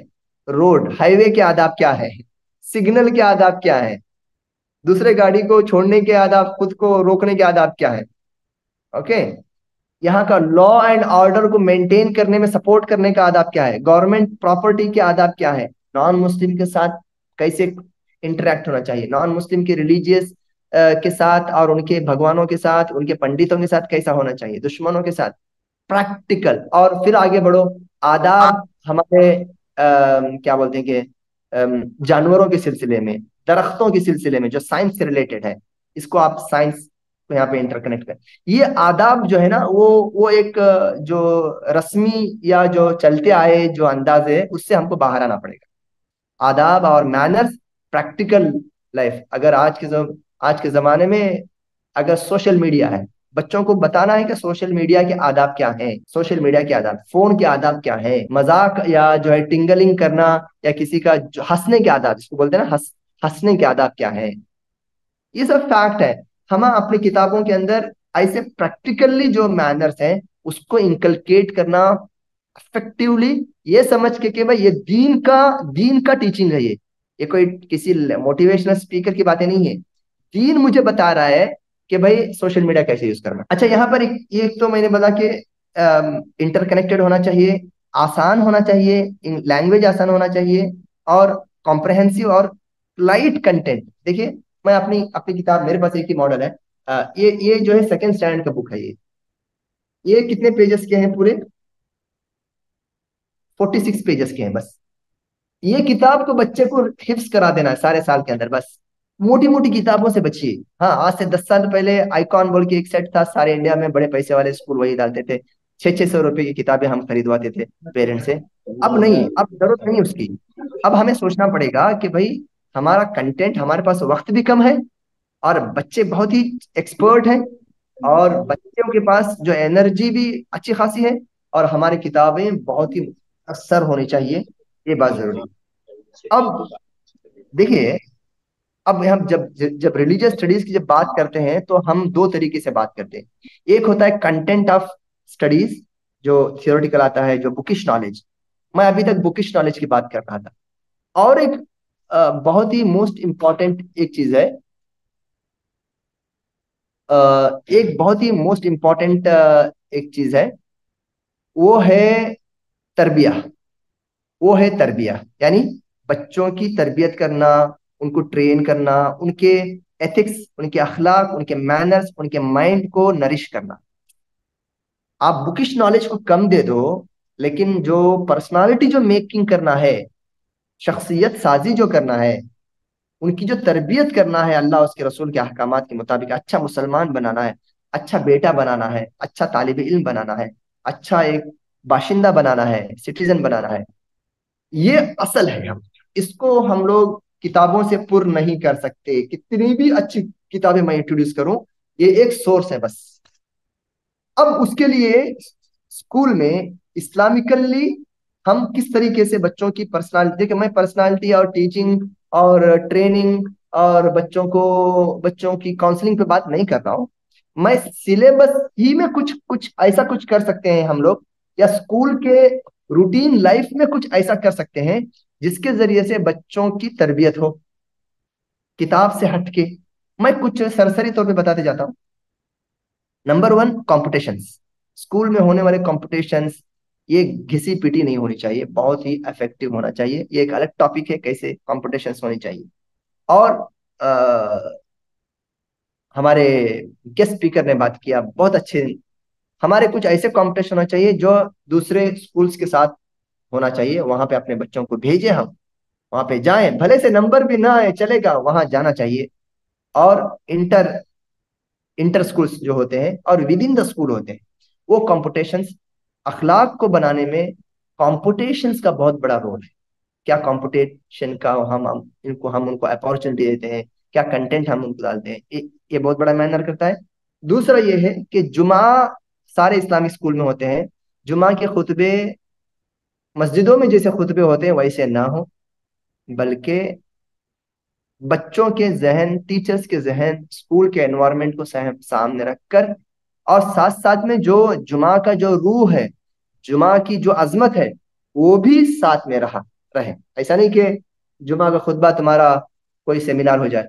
ऐसा भी नहीं, सेमिनार ही है, लेकिन जुमा के जो आदाब और सुलूक और जो उसका जो स्ट्रक्चर होता है शरई और दीनी, उसमें बदलना नहीं चाहिए। ऐसा नहीं कि जुमा खुतबा ऐसा है जैसे क्लासरूम में तुम टीच कर रहे हो, दोनों के बीच का एक हिस्सा हो। ये एक, इसके जरिए से आप बहुत अच्छा कंटेंट जो है ना बच्चों को डिलीवर कर सकते हैं। नंबर 3, आपके असेंबलीज, स्कूल के असेंबली में इतना इसको टीचर्स को इतना ऑर्गेनाइज कराएं, बच्चों के ग्रुप को इतना एक्टिव कराएं, और टीचर्स का डायलॉग, टीचर्स का कम्युनिकेशन, टीचर्स के वर्ड्स, टीचर के ओकेबलरी, वहां पे होने वाले जो भी स्किट हो या पेपर रीडिंग हो या कुछ गुड वर्ड्स बोलना हो, कुछ भी आप कर रहे हैं, वल्लाहि असेंबली से ज्यादा इफेक्टिव कोई क्लासरूम नहीं होता। और वहां पर बहुत सारी चीजें हम लोग ये हम लोग उनके अंदर इंकलकेट कर सकते हैं। दूसरी चीज, जो हर स्कूल में ग्रुप वर्क्स होते हैं, कॉम्पिटिशन्स होते हैं, 4-5 ग्रुप में बांट देते हैं, उनके बीच में आप उनको रैंक्स देते हैं, नंबर्स देते हैं। जैसे हमारे स्कूल में 4 ग्रुप्स हैं, ऑक्सफोर्ड है और स्टैनफोर्ड है, हार्वर्ड है, ऐसे 4 हैं। हर एक का एक कंपटीशन स्पिरिट होता है कि भाई हम अपने आप को ऐसा चलें, हमको आने चलने का, डिसिप्लिन का, हर चीज का उनको जो जो है नंबर दिया जाता है। इसके जरिए से हम बहुत ज्यादा नॉलेज, प्रैक्टिकल नॉलेज इंकलकेट कर सकते हैं। और बहुत अच्छा एक मशवरा जो हमने सोचा और अप्लाई करने की कोशिश कर रहे हैं कि मॉरल ऑफ द मंथ एक होना चाहिए, कि वह आप असेंबली से उसको ये करें, हैंडल करें। और ग्रुप के जो जो 4 ग्रुप्स जो होते हैं उनको, उनके हेड से आप बात करें। जैसे मॉरल ऑफ द वीक भी कर सकते हैं, लेकिन वो बहुत ज्यादा हो जाएगा काम। मॉरल ऑफ द मंथ, एक मंथ में एक टास्क सारे स्कूल को दे रहे हैं कि भाई चैरिटी करना, या स्माइल करना, या गैर मुसलमानों को हदिया देना, या किसी गरीब की इयादत करना। इसमें आपको कुछ पढ़ाना नहीं है, एक बस एक बहुत बड़ा एक डिस्प्ले करना पड़ेगा, जिसमें बच्चे को अपना आकर जो है बताना है कि हाँ ये जो है मॉरल ऑफ द टास्क, ये जो टास्क ऑफ द वीक, जो मॉरल मॉरल को बिल्ड करने के लिए जो जो दिया गया था स्कूल से, उसको मैंने किया। उसका अलग अलग प्रोसीजर है, बट ऐसे टास्क रखे जाए बच्चों को। देखो, एजुकेशन किताबों से बाहर होता है। एजुकेट तो कर सकते हैं, ये यहाँ पे हम स्टडीज करा सकते हैं, लेकिन लर्निंग जो प्रोसीजर है ना, लर्निंग जो जर्नी है, ये किताबों से नहीं हो सकती। लर्निंग हम अपने एटमॉस्फेयर से सीखते हैं। ये जो कॉम्पिटिशन है, जुमा के खुतबे हैं, असेंबली है, ग्रुप वर्क है, और task of the moral of the week या जो मंथ है, और और एक बहुत बड़ा जो टीचिंग, जो इस्लामिक स्टडीज की मैं बात कर रहा हूँ, अभी तक भी मैं कुरानिक स्टडीज पे नहीं गया हूँ और अरबिक लैंग्वेज पे नहीं गया हूँ। इस्लामिक स्टडीज यानी जिसमें अकीदा, फिक्र, आदाब, मैनर्स, मैं किताबों की तो बात पहले किया, अभी उनके अंदर मुझे लाना है। बच्चा देख के ज्यादा सीखता है, बच्चा डेमोन्स्ट्रेशन से सीखता है, तो मुझे ये कवर करना जरूरी था। सिर्फ किताबों के बारे में बात करके मैं आगे नहीं बढ़ सकता। तो यहाँ पर एक चीज है, one on one counselling. One on one counselling, बच्चा बहुत शरीर है, बच्चा बहुत बहुत ही बदतमीज है, गाली दे रहा है या बैड वर्ड यूज कर रहा है या गलत कॉन्सेप्ट लेके आ रहा है, भाई बच्चे का आप एडमिशन को निकाल नहीं सकते, माँ बाप को ला के बॉम्बिंग नहीं कर सकते आपके आपका बच्चा ऐसा कर रहा है वैसा कर रहा है। भाई स्कूल को डाला है तो इस्लाह के लिए ना। तो अब यहाँ पर काउंसलिंग जो है ना, काउंसलिंग वो भी क्या है, क्लासरूम में नहीं। हाँ, कुछ बातें होती हैं जो क्लासरूम में डराने की होती है, सबके सामने उसको समझाने की होती है, आप समझाइए। लेकिन मैक्सिमम जो है वन ऑन वन काउंसलिंग, भले से आप उसके लिए एक फैकल्टी रखें। और मैं बोलता हूँ कि इसके लिए आपके जो उलमा और अरबिक स्टाफ या जो मेन जो टीचर्स हैं, आप उनको जिम्मेदारी दे। ये एक अलग टॉपिक है कि वन ऑन वन बच्चों की काउंसलिंग कैसे करनी चाहिए। बस मैं इसको इशारा करके आगे बढ़ रहा हूँ कि भाई काउंसलिंग उनकी गलतियों पर, एक बच्चा बिगाड़ भी सकता है सारे क्लास को, और एक बच्चा सारे क्लास को बना भी सकता है। ये जो हमारे पेडागोजी स्ट्रेटेजी एजुकेशन का कंटेंट का हिस्सा हो, जिसमें हम बच्चों की काउंसलिंग को एजुकेशन पर्सपेक्टिव से उसको फोकस करते आगे। और एक बहुत इंपॉर्टेंट बात है यहाँ पर, हम बोलते हैं ना कि बच्चों का अकीदा यार पढ़ाने के बावजूद भी नहीं हो रहा है, बच्चे इस्लामिक स्कूल में पढ़ के फायदा नहीं हो रहा है, और हम जो चाह रहे हैं वो नहीं हो रहा है। ठीक है, बात एक हद तक सही भी है, लेकिन खैर कद्दर अल्लाह माशा फ़ाल, ला युकल्लिफुल्लाहु नफ्सन इल्ला वुसअहा। आपकी मेहनतों और नियतों पर आपको अजर देता है, नतीजे पर अल्लाह अजर नहीं देता। Okay, keep it up. लेकिन और हमारे उसको प्रोडक्टिव बनाना है, हमारे कामों को, और हमारे मेहनतों का अगर समरा और रिजल्ट अगर आपको पॉजिटिव चाहिए, इस्लामिक स्कूल की बात कर रहा हूँ अभी भी, और सिलेबस से मैं बाहर नहीं हट रहा हूँ, आपके जो वो टीचर जो कंटेम्प्रेरी या मॉडर्न एजुकेशन जो पढ़ाते हैं ना, साइंस पढ़ाते हैं, मैथ्स पढ़ाते हैं, या ज्योग्राफी या हिस्ट्री पढ़ाते हैं, या लैंग्वेज पढ़ाते हैं, इनमें जैसे साइंस की अगर बात करें तो बहुत सारे सब्जेक्ट ऐसे हैं जिसका ताल्लुक अकीदे से है। आप यूनिवर्स के बारे में सिखा रहे हैं, सोलर सिस्टम के बारे में सिखा रहे हैं, मिल्की वे और इसके बारे में, दुनिया के कायनात के क्रिएचर के बारे में सिखा रहे हैं। इसको आप अकीदे से जोड़ें, अल्लाह की रुबूबियत से, अल्लाह की उलूहियत से, अल्लाह के अस्मा और सिफात से जोड़ें। साइंस में एक है एम्ब्रोलॉजी। एम्ब्रोलॉजी यानी कि बच्चे का, एक इंसान का वजूद में कैसे आता है, बड़ी क्लासेस में होता है, 7th और 8th में होता है, सीबीएसई में थोड़ा पहले हो जाएगा, छठे क्लास में हो जाएगा। तो वहां पर हम लोग जो है कुरानी आयात से उसको इस्तिदलाल करें। हम जो वो जो हमारा जो टेंशन है ना, टेंशन है वो, फिक्र है वो, कि भाई हमारे बच्चे उस कदर नहीं निकल रहे हैं जैसा हम मेहनत करते। पहले तो वो नेगेटिव थॉट से बाहर आइए, नहीं है ऐसा। अगर सोचना होता तो अल्लाह ताला नबियों को भी नहीं भेजता। नहीं, हम कर रहे हैं, उसका फायदा हो रहा है, ठीक है। ये सोचो कि कुछ नहीं करते तो क्या होगा, होता। और उसको और थोड़ा सा इम्पैक्टेबल अगर बनाना है, तो हमारे जो मैथ्स, साइंस, लैंग्वेज, ज्योग्राफी और लैंग्वेज पढ़ाने वाले जो टीचर्स को अलग से ट्रेन करना पड़ेगा कि भाई with in the science, with in the language, with in the maths, maths से रिलेटेड कुरान में कितनी आयतें हैं, चाहे मीरास की आयतें हों, एक दो तीन आयतें। बच्चों को अगर मीरास सिखाना तो है ही बाद में, लेकिन एक बच्चे के ईमान को बूस्ट करने के लिए ये काफी है, कुरान पर फेथ रखने के लिए इतना काफी है कि अल्लाह के कलाम में मैथ्स के ऊपर भी डिस्कशन किया गया है, मिल्की वे पर भी डिस्कशन किया गया है, सोलार सिस्टम पे, वाटर साइकिलिंग पे डिस्कशन किया गया है, एम्ब्रोलॉजी पे सिस्टम ये किया गया है, हार्ट और ब्रेन के ऊपर बात किया गया है, साइकोलॉजी पे बात किया गया है। उसको अपने सब्जेक्ट से बाहर नहीं जाना है, बस सारे सारे साल में 2 से 3 आयतें और हदीसें उसको टच, उसको उसको रिलेट करना है, बस दैट्स इट। देखो बच्चों का एक, आप बच्चों का जज्बा देखो, आप उसका असर देखो आप। वरना science for the sake of science नहीं होना चाहिए। और मैं बोलता हूँ इसमें प्रिंसिपल, एचओडीज और इस्लामिक स्टडीज की जो एचओडीज हैं, इनको थोड़ा चाहिए कि भाई एकेडमिक्स में अभी सीबीएसई का पूरा जो एनसीईआरटी का जो सिलेबस है, एनसीईआरटी का सिलेबस प्रिस्क्राइब्ड है और बहुत ही डिजाइंड है, मालूम है इसमें कौन से टॉपिक्स हैं। कुछ वेरी हो सकता है, कुछ चेंजेस हो सकता है, अभी नहीं तो बाद में भी, लेकिन सब्जेक्ट तो मेन सब्जेक्ट तो नहीं बदलेंगे। तो इसलिए एक अलग से एक कंटेंट, एक सप्लीमेंट्री बनाए कि भाई हर क्लास में, 4th 5th 7th 8th 9th 10th में साइंटिफिक जो, या लैंग्वेज या हिस्ट्री ओरिएंटेड जो भी सब्जेक्ट आएंगे, उसको इस्लामिक कंटेंट कौन से क्लास के लिए कौन सा है, मे बी 2 पेज बस। लंबी लंबी किताबें, अलग से किताब इस्लामिक स्टडीज, इस्लामिक साइंस बोलकर अलग से किताब देने की जरूरत नहीं है। Let them to teach the science whatever in NCERT books. Disturb ज्यादा मत करो, बहुत कुछ देने की फिक्र में कुछ भी नहीं हो जाएगा, ऐसा मत करो। 2 पेज आप सप्लीमेंट्री किसको दे दो, बच्चों को मत दो। फिर वो पकड़ेंगे नहीं, बिगाड़ देंगे, समझेंगे नहीं, उड़ा देंगे, फेंक देंगे।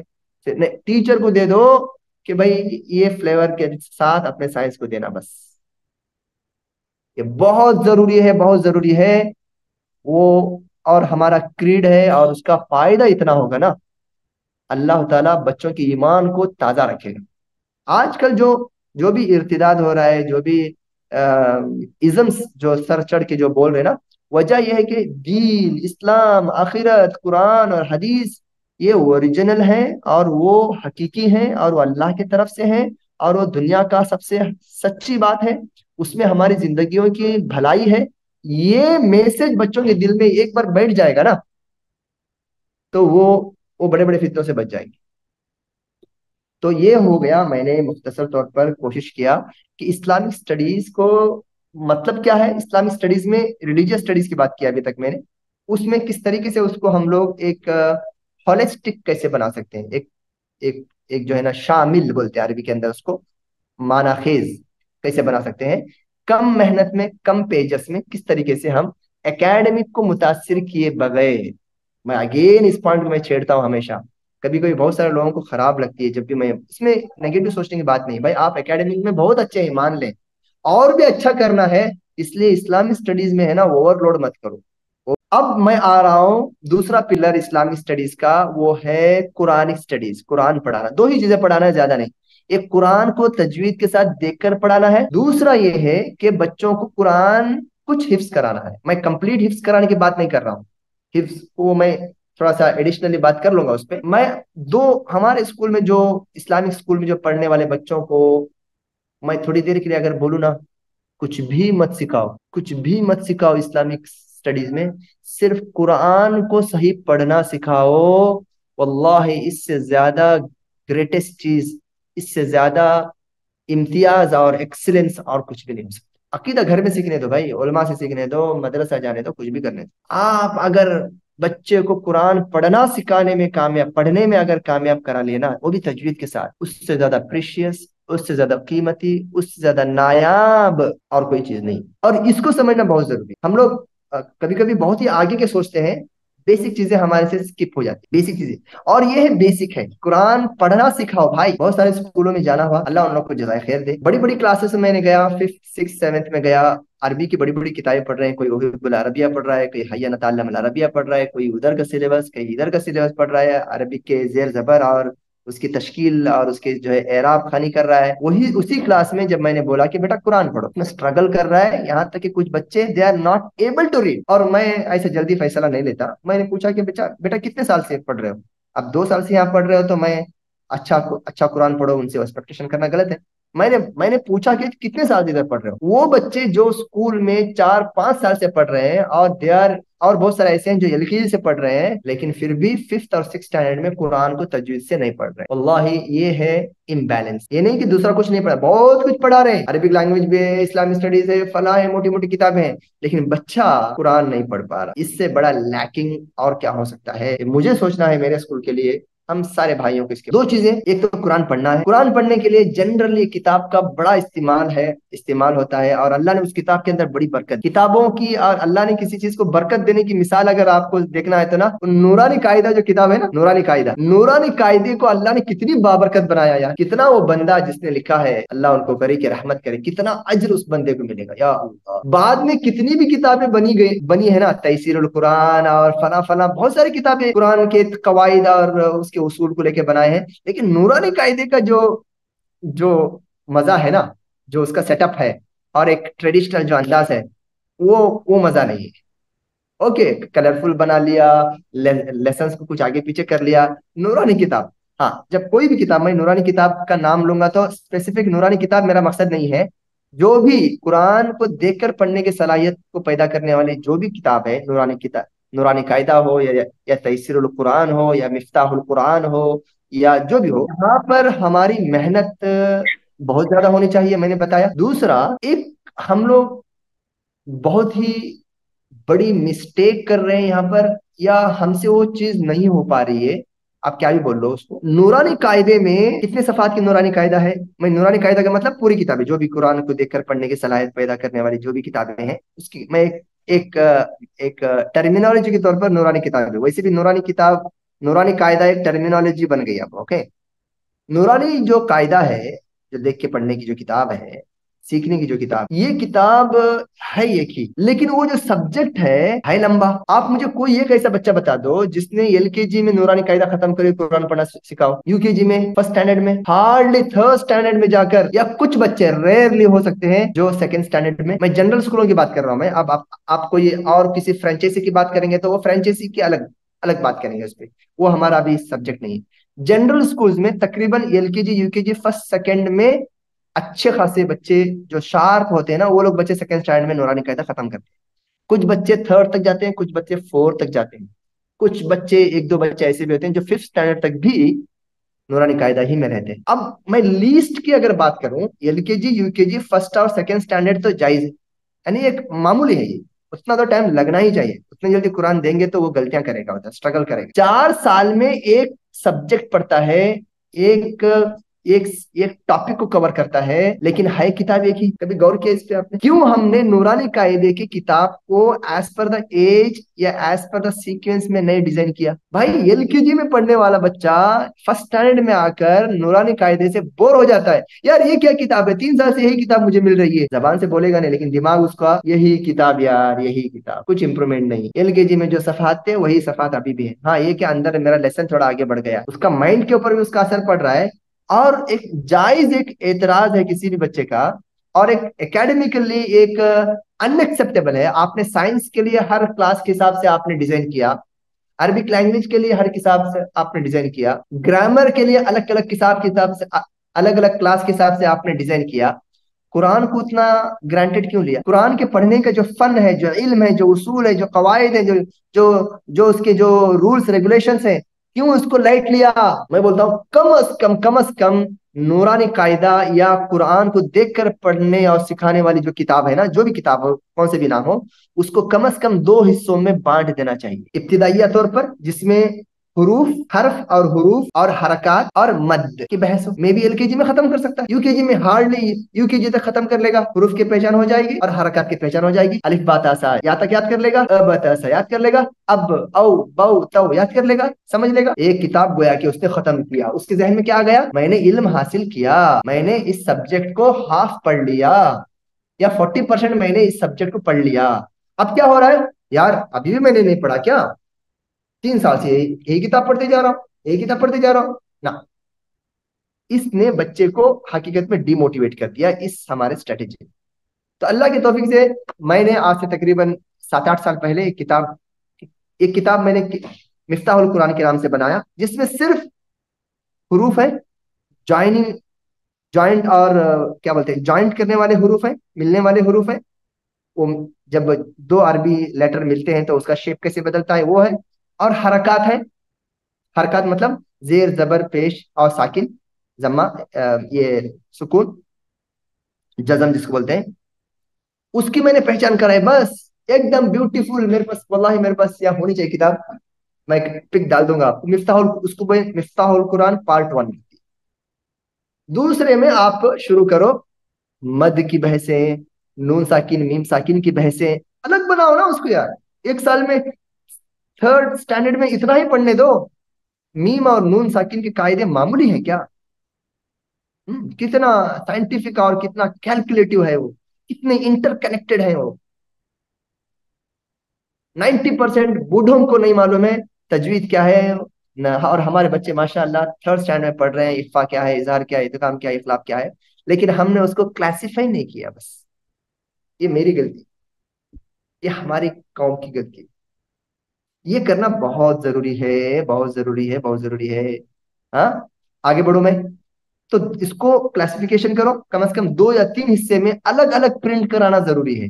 आपको अगर किसी को भी चाहिए तो हमारे एडमिन से बात करो। मैं अगर किताबें अगर हैं तो मैं आपको जो प्रिंटिंग जो रेट है उस पर दूंगा। I am not going to marketing या बिजनेस के लिए। वैसे भी मैंने ऐसे किसी के सामने अभी तक नहीं लाया है किताबें बेची जाती हैं, ऐसा नहीं, मैंने कभी सोचा ही नहीं।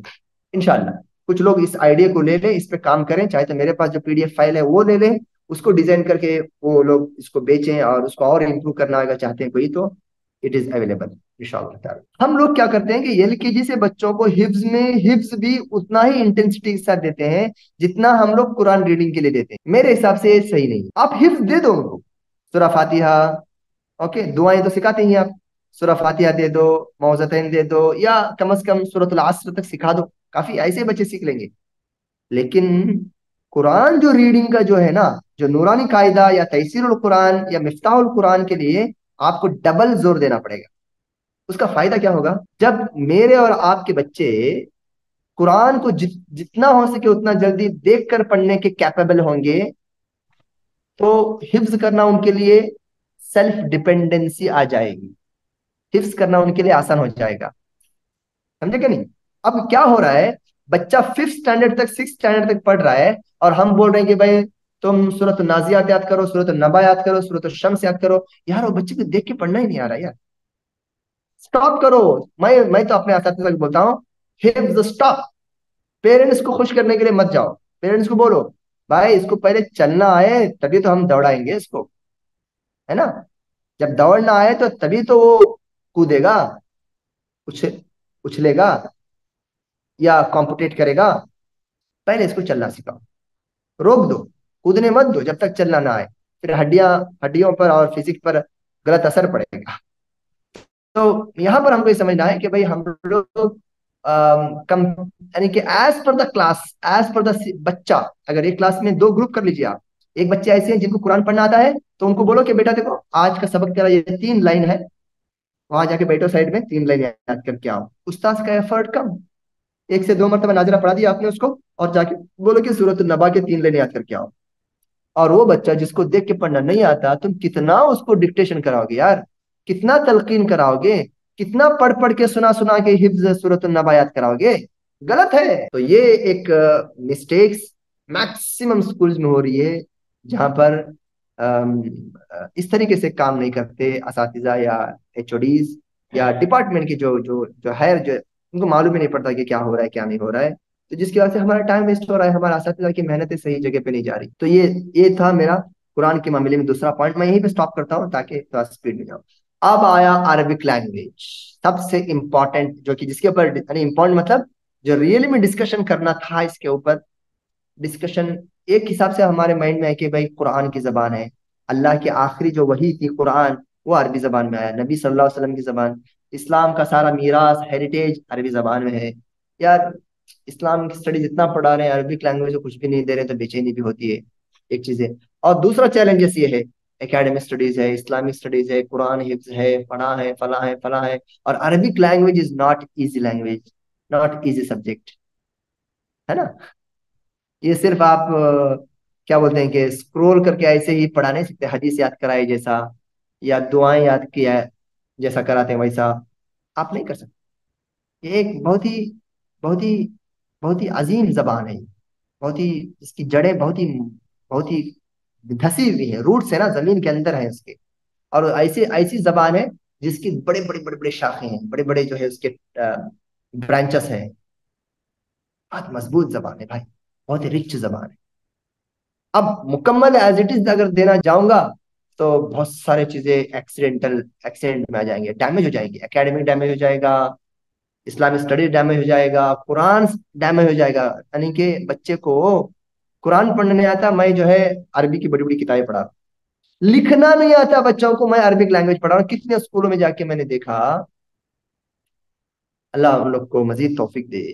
भाई बच्चे को लिखना नहीं आता और अरबिक के बड़े बड़े आप जुमले लिखा रहे हैं उनसे, जुमला फेलिया, जुमला इस्मिया, मुजाफ मुजाफ इलैह और मुब्तदा खबर और एराब खानी करा रहे हो। लिखना नहीं आता उसको, हा, अदाल, हा, हमजा, लिख 2 हरूफ जमाना नहीं आता, और अरबिक लैंग्वेज पढ़ा रहे हो। क्या है ये? ऐसा है जैसे कि डेजर्ट या रेगिस्तान में महल बनाए जैसा है, या बालू या रेगिस्तान के अंदर सुई तलाश करना जैसा है, वैसा है ये एक एक जो है साइंटिफिकली ये नहीं हो रहा है, सेटअप नहीं बराबर नहीं है। तो बहुत जरूरी है कि अरबिक लैंग्वेज को हम एकदम से नकार भी नहीं सकते, नहीं चाहिए बल्कि छोड़ना बहुत तकलीफ होगा। हाँ, एक ऑप्शन मैं बोलता हूँ, अगर तुमको अरबिक लैंग्वेज नहीं हो रहा है, बेटर है कि डोंट टच इट, और be open, be clear front of the parents and teachers that you are not going to teach the Arabic language.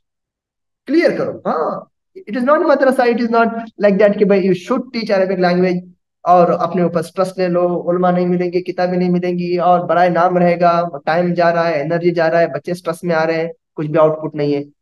ऐसा नहीं चाहिए। बोलो, बोल दो, ओपनली बोल दो, क्लियर कर दो। अगर तुमने दावा किया है कि हाँ अरबी इस्लामी स्कूल में बच्चे कुरान समझ जाएंगे, दीन समझ जाएंगे, ये सब आज से 15 साल पहले हम दावा करते थे तो सही था, क्योंकि हम लोग ट्रायल एंड एरर के पोजीशन में थे 15 साल पहले। 15 साल पहले अगर, अब 15 साल के बाद अभी अगर मैं बोलूंगा ना हमारे बच्चे इस्लामिक स्कूल में कुरान को समझेंगे, हदीस को समझेंगे, ये झूठ हो जाएगा, दगा हो जाएगा, धोखा हो जाएगा। अब मैं इज्तिहाद करके, मैं अब इज्तिहाद करूंगा तो मैं गुनहगार हो जाऊंगा। इज्तिहाद का दरवाजा इस मामले में बंद। अभी तो फैक्ट, दलाइल, एविडेंस, रिसर्च, तजुर्बा और सब कुछ हो गया हमारे सामने, हो गया, ट्रायल एंड एरर हो गया।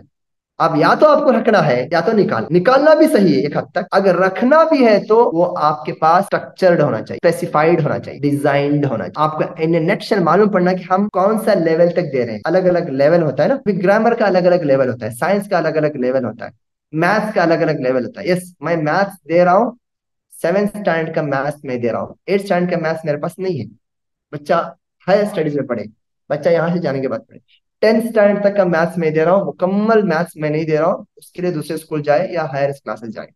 अरबिक लैंग्वेज में पूरा अरबिक लैंग्वेज देने जाकर कुछ भी नहीं देना, उससे बेहतर है आप कुछ ऐसा सिलेबस बनाएं या तलाश करें, या तो जो राइटर्स हैं, ऑथर्स हैं, उनसे आप डिबेट करें, बोलें कि भाई तुमने एलकेजी से जो इस्लामी जो अरबिक लैंग्वेज के बुक्स जो बांट रहे हो, बेच रहे हो ना, ये बेचने के लिए सही है, ये प्रैक्टिकल आउटडेटेड है। You are just doing the business by selling Arabic books in LKG and UKG. या तो मैं एक हुस्न जन ये है कि भाई उनको तजुर्बा नहीं, as a teacher as a HOD उन लोगों ने स्कूल में जिंदगियां नहीं गुजारी हैं। अगर गुजारते ना, ये अरबिक लैंग्वेज की मोटी मोटी किताबें LKG UKG first standard second standard से नहीं देते। हाँ, ये बड़ी जरूरत की बात, ये मैं बहुत बहुत सोच समझ की बात कर रहा हूँ। मैं अब ये सारे परेशानियां मेरे सामने थी। अरबिक लैंग्वेज मैंने भी स्टार्टिंग में दिया, कोशिश किया देने की, बाद में मैं हार गया, मैंने रोक दिया, बोल दिया पेरेंट्स को अरबिक लैंग्वेज नहीं पढ़ा रहे। मेरी हालत है, अब्दुल लतीफ मैं बात कर रहा हूँ आपके सामने। मैंने बीच में 2-3 साल के लिए बता दिया कि अरबिक लैंग्वेज हम लोग नहीं पढ़ा रहे हैं, एस क्लियर। क्या भी बोलो तुम नहीं पढ़ा रहे हैं भाई, धोखा नहीं देना मुझे। और अल्हम्दुलिल्लाह जो दे रहे हैं वो बहुत दे रहे हैं, अल्लाह का फजल है, फखर है उस पर। ओके, इस्लामिक स्टडीज दे रहे हैं, मोरल दे रहे हैं, कुरान रीडिंग दे रहे हैं, सब कुछ दे रहे हैं। अंदर से बड़ी बेचैनी थी। मैं एक मदरसे से फारिग हूँ और मेरे पास कैपेबिलिटी है, मेरी टीम अच्छी है, इंफ्रास्ट्रक्चर अच्छा है। अरे भी यार देने की बड़ी ख्वाहिश। अल्लाह ने इस मेरी तमन्ना, इस मेरी कोशिश या मेरी दुआ को सुन लिया। बड़ी बहुत मैं डिबेट करता था, कहीं भी अगर जाता था बड़े मशाइख से मिलता तो मैं डिबेट करता। शेख बताइए 10 साल से फलां स्कूल में अरबिक लैंग्वेज पढ़ा रहे हैं, 2 बच्चे मुझे बताइए जो अरबिक के 2 सेंटेंस बोल सकता, हाजा जालिका में फर्क कर सकता हूँ, हाजा हाजी में फर्क, जुमला फेलिया इस्मिया, जो मुब्तदा खबर या मुजाफ मुजाफ इलैहि का फर्क बता सकता हूँ। 10 साल तक आपने उस बच्चे को सींचा और उससे मेहनत करवाया, उससे जो है किताबें खरीदवाया, उनके उलमा और असातिज़ा ने उनको पढ़ाया, डिपार्टमेंट ने और मैनेजमेंट ने उनको सैलरी दिया। 10 साल पढ़ने के बाद क्या फायदा है? कुछ भी नहीं। मैंने बड़े से बड़े मेरे अल्लामा जैसे मशाइख से भी अदबन मैंने इसके बारे में गुजारिश किया, डिबेट किया, जवाब प्रैक्टिकल तो था ही। they were not able to show the students those are well or यानी कि able to talk in Arabic, not never ever। उंगलियों पे एक दो को गिन सकते हैं बड़ी मुश्किल से वो, लेकिन वो आइडियल नहीं हो सकता, वो बैलेंसिंग नहीं हो, आइडियल उसको सिलेबस फिर आप नहीं बोल सकते। अच्छा, अब यहाँ पर मैं ये नहीं बोल रहा हूँ कि अरबिक लैंग्वेज को निकाल दो, नहीं निकालना। मैं ये सजेस्ट करता हूँ जो मैंने अल्हम्दुलिल्लाह लास्ट ईयर से मैंने अडेप्ट किया इसको, बीच में 3-4 साल मैंने रोक दिया था। लास्ट ईयर अल्लाह के फजल से मेरा सफर करना हुआ दुबई, दुबई मेरा सफर करना यही हो। वहां पे मुझे एक बंदे से अल्लाह ने मिलाया, शायद वो इस प्रोग्राम में, आज के प्रोग्राम में है या नहीं मुझे नहीं मालूम। वो बंदे का नाम था जावेद खतीब, उमराबाद के फारिग थे और वहां पर औकाफ में माशाल्लाह बहुत अच्छा काम कर रहे हैं दावत के मैदान में। और बंदा बहुत काम का बंदा है, बड़ा सीधा साधा बंदा है, देखने से लगेगा नहीं ऐसा। मैंने उनसे बात शुरू कर दिया, जब भी मिलते हम लोग डिबेट करते, मैं इस पे बोलता, पढ़ा के तुम क्या कर रहे हो, एलकेजी से पढ़ा रहे हो, पढ़ा, मुझे चंद बच्चे बता दो फला ढका। लेकिन एक हद तक एक एक एक नुक्ते में मैं उनके सामने हार गया। हार इसलिए गया कि उन्होंने मुझे सोल्यूशन दिया, अल्हम्दुलिल्लाह जज़ाकल्लाह खैर। उन्होंने बोला कि देखिए आप जो चाह रहे हैं ये मेरे पास है। मेरा ये था कि भाई या तो मुझे प्रिस्क्राइब्ड एक पहले से डिजाइंड मुझे मालूम होना चाहिए कि भाई मैं इतना ही क्वांटिटी में दे रहा हूँ, उससे ज्यादा बच्चा खुद पढ़े। 4 साल मुझे अरबिक का सिलेबस उन्होंने बना के दिया, उसमें से 2 किताबें बन चुकी हैं जो मैं अप्लाई कर रहा हूँ, तीसरी चौथी किताबें बनेंगी, ये भी मैं क्लियर कर रहा हूँ। अब मैं पहली किताब है लुगतुल जन्नह, ये किताब है, ये किताब है लुगतुल जन्नह, पहला इसका सब्जेक्ट है। ये जो किताब है तीन, अच्छा 3-4 ही किताबें, इसकी 5 किताबें नहीं मिलेंगी। ओके, 5 किताबें नहीं, वैसे एडवांस चाहे तो नहीं।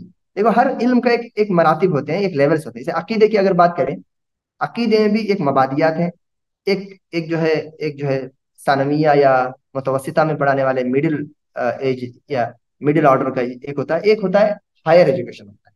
जैसे इब्तिदा में हम तक़वियतुल ईमान पढ़ाते हैं, या जो है उसूल सलासा पढ़ाते हैं, और जो है कवाइद अरबा पढ़ाते हैं, या ये जो है तो जो अकीदे में पढ़ाते हैं। फिर और एक होता है, ओके, मीडियो कोर होता है जो मुतवस्सित तबके का होता है, जिसमें किताब तौहीद पढ़ा सकते हैं आप, या आप वासतिया पढ़ा सकते हैं, या तहविया पढ़ा सकते हैं। फिर उसके ऊपर का हायर वर्जन होता है जिसमें अकीदे का आप तदमुरिया और इमाम लालकाई की किताबें सब वगैरह दे सकते हैं। मैं क्या बोल रहा हूँ, मैं अरबिक लैंग्वेज में इतना ही दे रहा हूँ, ज्यादा का दावा नहीं कर रहा हूँ, और वही मेरे से पॉसिबल है। और 4 साल का प्रिस्क्राइब्ड मेरे पास, मैंने उसको बनवाया है, या अल्लाह ने ऐसे बंदे को मेरे पास लाया है, टीम को लाया जिसने मुझे वो डिजाइन करके दिया। अच्छा, आप बोलेंगे 4 साल है, यस 4 साल ही का है। आप चाहे तो बहुत मुश्किल से 5 साल में उसको खींच सकते हो, कोई बात नहीं, लेकिन उसकी कंडीशन है, जो कि जनरली हमारे इस्लामिक स्कूल में अरबिक लैंग्वेज में ये कंडीशन अप्लाई नहीं हो रहे। पहला कंडीशन ये है, पहला कंडीशन ये है कि वो किताब, ऐसे ये किताब है। अच्छा, ये किताब को मैं तारुफ करा दूं, 4 किताबें हैं। पहले किताब में सिर्फ ओकेबलरी है, सिर्फ ओकेबलरी, ओके, परिंदों के बारे में, बर्ड्स के बारे में, एनिमल्स के बारे में, घर की चीजों के बारे में, ऑफिस की चीजों के बारे में, ओकेबलरी ओकेबलरी, okay? और this that on it under, ये इंग्लिश में ऐसा होता है ना, तहता खल्फा अमामा, ये सारे जो अरबिक के अल्फाज के साथ छोटे छोटे जुमले। अल किताबु, किताब हो गया, फौका, ऑन द डेस्क, और ऐसा। ये सिर्फ वोकैबुलरी से भरी हुई है, 40 लेसन। दूसरी किताब में सिर्फ नहव है, नहव। अरबी ग्रामर के दो ही पिलर हैं, एक है नहव और एक है सर्फ। एक है नाउन से बात करता है, और एक वर्ब से बात करता है, ठीक है। दूसरी किताब में आएगा आपको, ये अभी वो डिजाइन हो चुकी है, मेरे पास प्रिंट होके नहीं आई है, ये सब किताबें हैं जिसमें मुजाफ मुजाफ इलैह है, मौसूफ सिफत है, ये सारी चीजें आएंगी, मुब्तदा खबर के बहसे आएंगे, और मुजक्कर और मुअन्नस, तस्निया, ये सारी बातें आएंगी, और बच्चों के लिए इजी है। चौथा जो तीसरा जो है उसके अंदर सर्फ, यानी वर्ब के बारे में, जैसे फ़अला है, ही डिड, फ़अला, दे बोथ डिड, फ़अलू, दे ऑल डिड, और उसका पास्ट है, प्रेजेंट है, फ्यूचर है। फिर उसके ऊपर कुछ अफेक्ट करने वाले इन्ना, लम, लन, अन, ये सारे आते हैं, कुछ हरूफ आते हैं उसके ऊपर, तो उसका एराब बदलता है। फिर उसके और मुश्तकात हैं, उससे निकलने वाले कुछ और वर्ब्स हैं, और उसमें इसके अंदर एक ओशियन जैसा एक वर्ब का एक ये है, उसका एक टच दे रहे हैं। थर्ड इसमें, फोर्थ जो वॉल्यूम में क्या होगा, कुरान और हदीस से इजी इजी ऐसे स्क्रिप्चर्स को निकालेंगे, जिसमें वो वर्ड आएंगे जो उसने पढ़ा है, वो वोकैबुलरी आएगा, वो नहू आएगा, वो सर्फ आएगा, जो उसने पिछले 3 सालों में पढ़ा है। इतना ही दे रहे हैं, इससे कोई हम अल्लामा अरबी का अल्लामा होने का दावा नहीं कर रहे हैं। हाँ, इतना ये है, वो आगे बढ़ने के लिए हमने उसको फाउंडेशन बना के दिया, बस दैट्स इट। फाउंडेशन तो बन गया, पिलर बना ले, दीवारें बना ले, रूफ डाल ले, डेकोरेशन कर ले, अरबी का जो है क्या बोलते हैं कि अल्लामा बन जाए, तेरे लिए दरवाजे खुले। लेकिन इतना है कि ये 4 किताबें हमने ऐसे ही डिजाइन करने की कोशिश किया है, और कर रहे हैं, अल्लाह जज़ाए खैर दे जावेद भाई को, कि उनकी किताबें अपने आप में मालूम है, उस्ताद को भी मालूम है कि हम क्या पढ़ा रहे हैं, और बच्चे को भी मालूम हो जाए कि हाँ, मैंने यहाँ तक पढ़ के यहाँ पे फुल स्टॉप दिया, अब मुझे पढ़ना है तो वापस पैराग्राफ शुरू करना पड़ेगा। उसके लिए कंडीशन क्या है, उसके लिए कंडीशन ये है कि बच्चे को ये जो 4 किताबों का इस कॉन्सेप्ट पे भी अगर आप अरबी लैंग्वेज पढ़ा रहे हैं, एलकेजी से अरतूल और होलसेल जो एलकेजी से अरबी की किताबें हाजा जालिका ये सब पढ़ाना, स्टॉप कर दो, स्टॉप कर दो, गलत रविश पे जा रहे हो। ओके, जो वाजिब नहीं है बच्चों के ऊपर आप वाजिब कर रहे हो। यार कुरान पढ़ाओ यार उसको, दुआएं याद दिलाओ, अकीदा और फिक की मुख्तसर चीजें पढ़ाओ उसको, वो वक्त उसमें स्पेंड करो, और अरबिक लैंग्वेज का फाउंडेशन आप दे दो। फाउंडेशन क्या है, ये जो किताब की बात नहीं बोल रहा हूं मैं, ये जो किताब पढ़ने के लिए भी इसको आप फर्स्ट स्टैंडर्ड से क्या करो, फर्स्ट स्टैंडर्ड से, एलकेजी में मत दो। एलकेजी में अरबिक लैंग्वेज सिर्फ रीडिंग जो कुरानी नूरानी कायदा दे रहे हो ना, उतना ही काफी है बस। मैं एक बैलेंस और एक आइडियल की बात कर रहा हूं मैं, बैलेंसिंग। एलकेजी यूकेजी में अरबिक लैंग्वेज से उसको छेड़छाड़ मत करो, उसको यार उसको स्लीपिंग लाइन स्टैंडिंग लाइन लिखना है, तुम उसको जीम हा खा ज आइन गैन मुश्किल मुश्किल वर्ड लेटर दे रहे हो, हाजा जाली का दे रहे हो, और हमारी किताबें तो उसके ऊपर डिजाइंड है। कैसे हो सकता है? आप एल की मत दो, फर्स्ट सेकंड थर्ड ये 3 क्लासेस में आप राइटिंग दे दो बस। राइटिंग, अरबिक राइटिंग दो, लेटर्स, जॉइंट लेटर्स, वर्ड्स और सेंटेंसेस। 3 साल में हफ्ते में 1 या 2 पीरियड भी अगर आप दे देंगे, 3 साल में बच्चा, बहुत इजी है अरबिक, अरबिक लिखना इंग्लिश से ज्यादा इजी है इंशाल्लाह। तो उसके लिए ताल्लम अल किताबा, मेरे उस्ताद शेख शमीम रियाजी जो चेन्नई में रहते हैं, उनकी किताब है वो, उनकी तकरीबन 4-5 वॉल्यूम की किताब है। 4-5 वॉल्यूम की बिल्कुल जरूरत नहीं है, आप सेकेंड वॉल्यूम ले लो और थर्ड ले लो बस। 2 किताबें पढ़ा लो, 2 किताबें 3 साल में खत्म करो, या थर्ड चाहे तो थर्ड भी ले लो। 3 साल में 3 किताबें बच्चों को अरबिक राइटिंग में पढ़ा लो। कल के दिन आप मिफ्ताहुन कलमुन दरबा, मुब्तदा खबर की कुछ जुमले, उसको लिखना तो आए यार। मुंह में वो चीज डालो जिसके जरिए से वो चबाए, चबा सके, चबाने के लायक उसको दांत तो आना चाहिए यार। जो राइटिंग है गोया कि चबा बाइट करने के लिए इसकी सलाहियत, राइटिंग आने दो, और एक रीडिंग आना चाहिए। अब बहुत सारे पेरेंट्स आके स्कूल में पूछते हैं कि आप अरबिक लैंग्वेज क्यों नहीं पढ़ा रहे हो? अरे बोलो ना उनको, आप अरबिक लैंग्वेज हम पढ़ा रहे हैं, अरबिक लैंग्वेज आप पढ़ा, हम पढ़ा रहे हैं, बोलो आप क्लियरली बोलो क्या पढ़ा रहे हैं आप। अरे नूरानी कायदा अरबिक नहीं क्या? कोई चाइनीज और फ्रेंच की आपकी जबान दिखती है आपको? अरबिक जबान हम पढ़ा रहे हैं भाई। बच्चा अलिफ बा ता सा अब त थ ज ह ख उबुतु अब जब आओ बहु ताओ, ये अरबिक लैंग्वेज की भी तैयारी कर रहा है, कुरान पढ़ने की भी तैयारी कर रहा है। तो कुरान अरबिक में है, तो अरबिक रीडिंग और अरबिक राइटिंग ये बच्चे की जब कंप्लीट हो जाएगी ना, उसके ऊपर आप ये सारी ऐसी किताबें, वो भी क्या है, वो 10-10 जिल्दों की 10 क्लास तक जाने वाली ना, वल्लाही गलत हो जाएगा, वल्लाही गलत हो। ये किताब मार्केट में अवेलेबल नहीं है क्योंकि हम अभी इसको डिजाइन कर रहे हैं बस। ओके, अल्लाह की तौफीक दे दो, 2 किताबें बन गई। अब तीसरी चौथी किताबें बनाने के लिए जावेद साहब को अल्लाह ताला सेहत दे और तौफीक दे, आसानियां पैदा। ये मैं आपको इन नटशल कुछ बातें बताने की कोशिश किया। अल्लाह से दुआ करता हूँ, मैं स्टॉप कर रहा हूँ, अपने आप को रोक रहा हूँ। ओके, अल्लाह ताला से दुआ करता हूँ कि अल्लाह रब्बुल आलमीन मजीद हमको तौफीक दे, समझने वाला बनाए।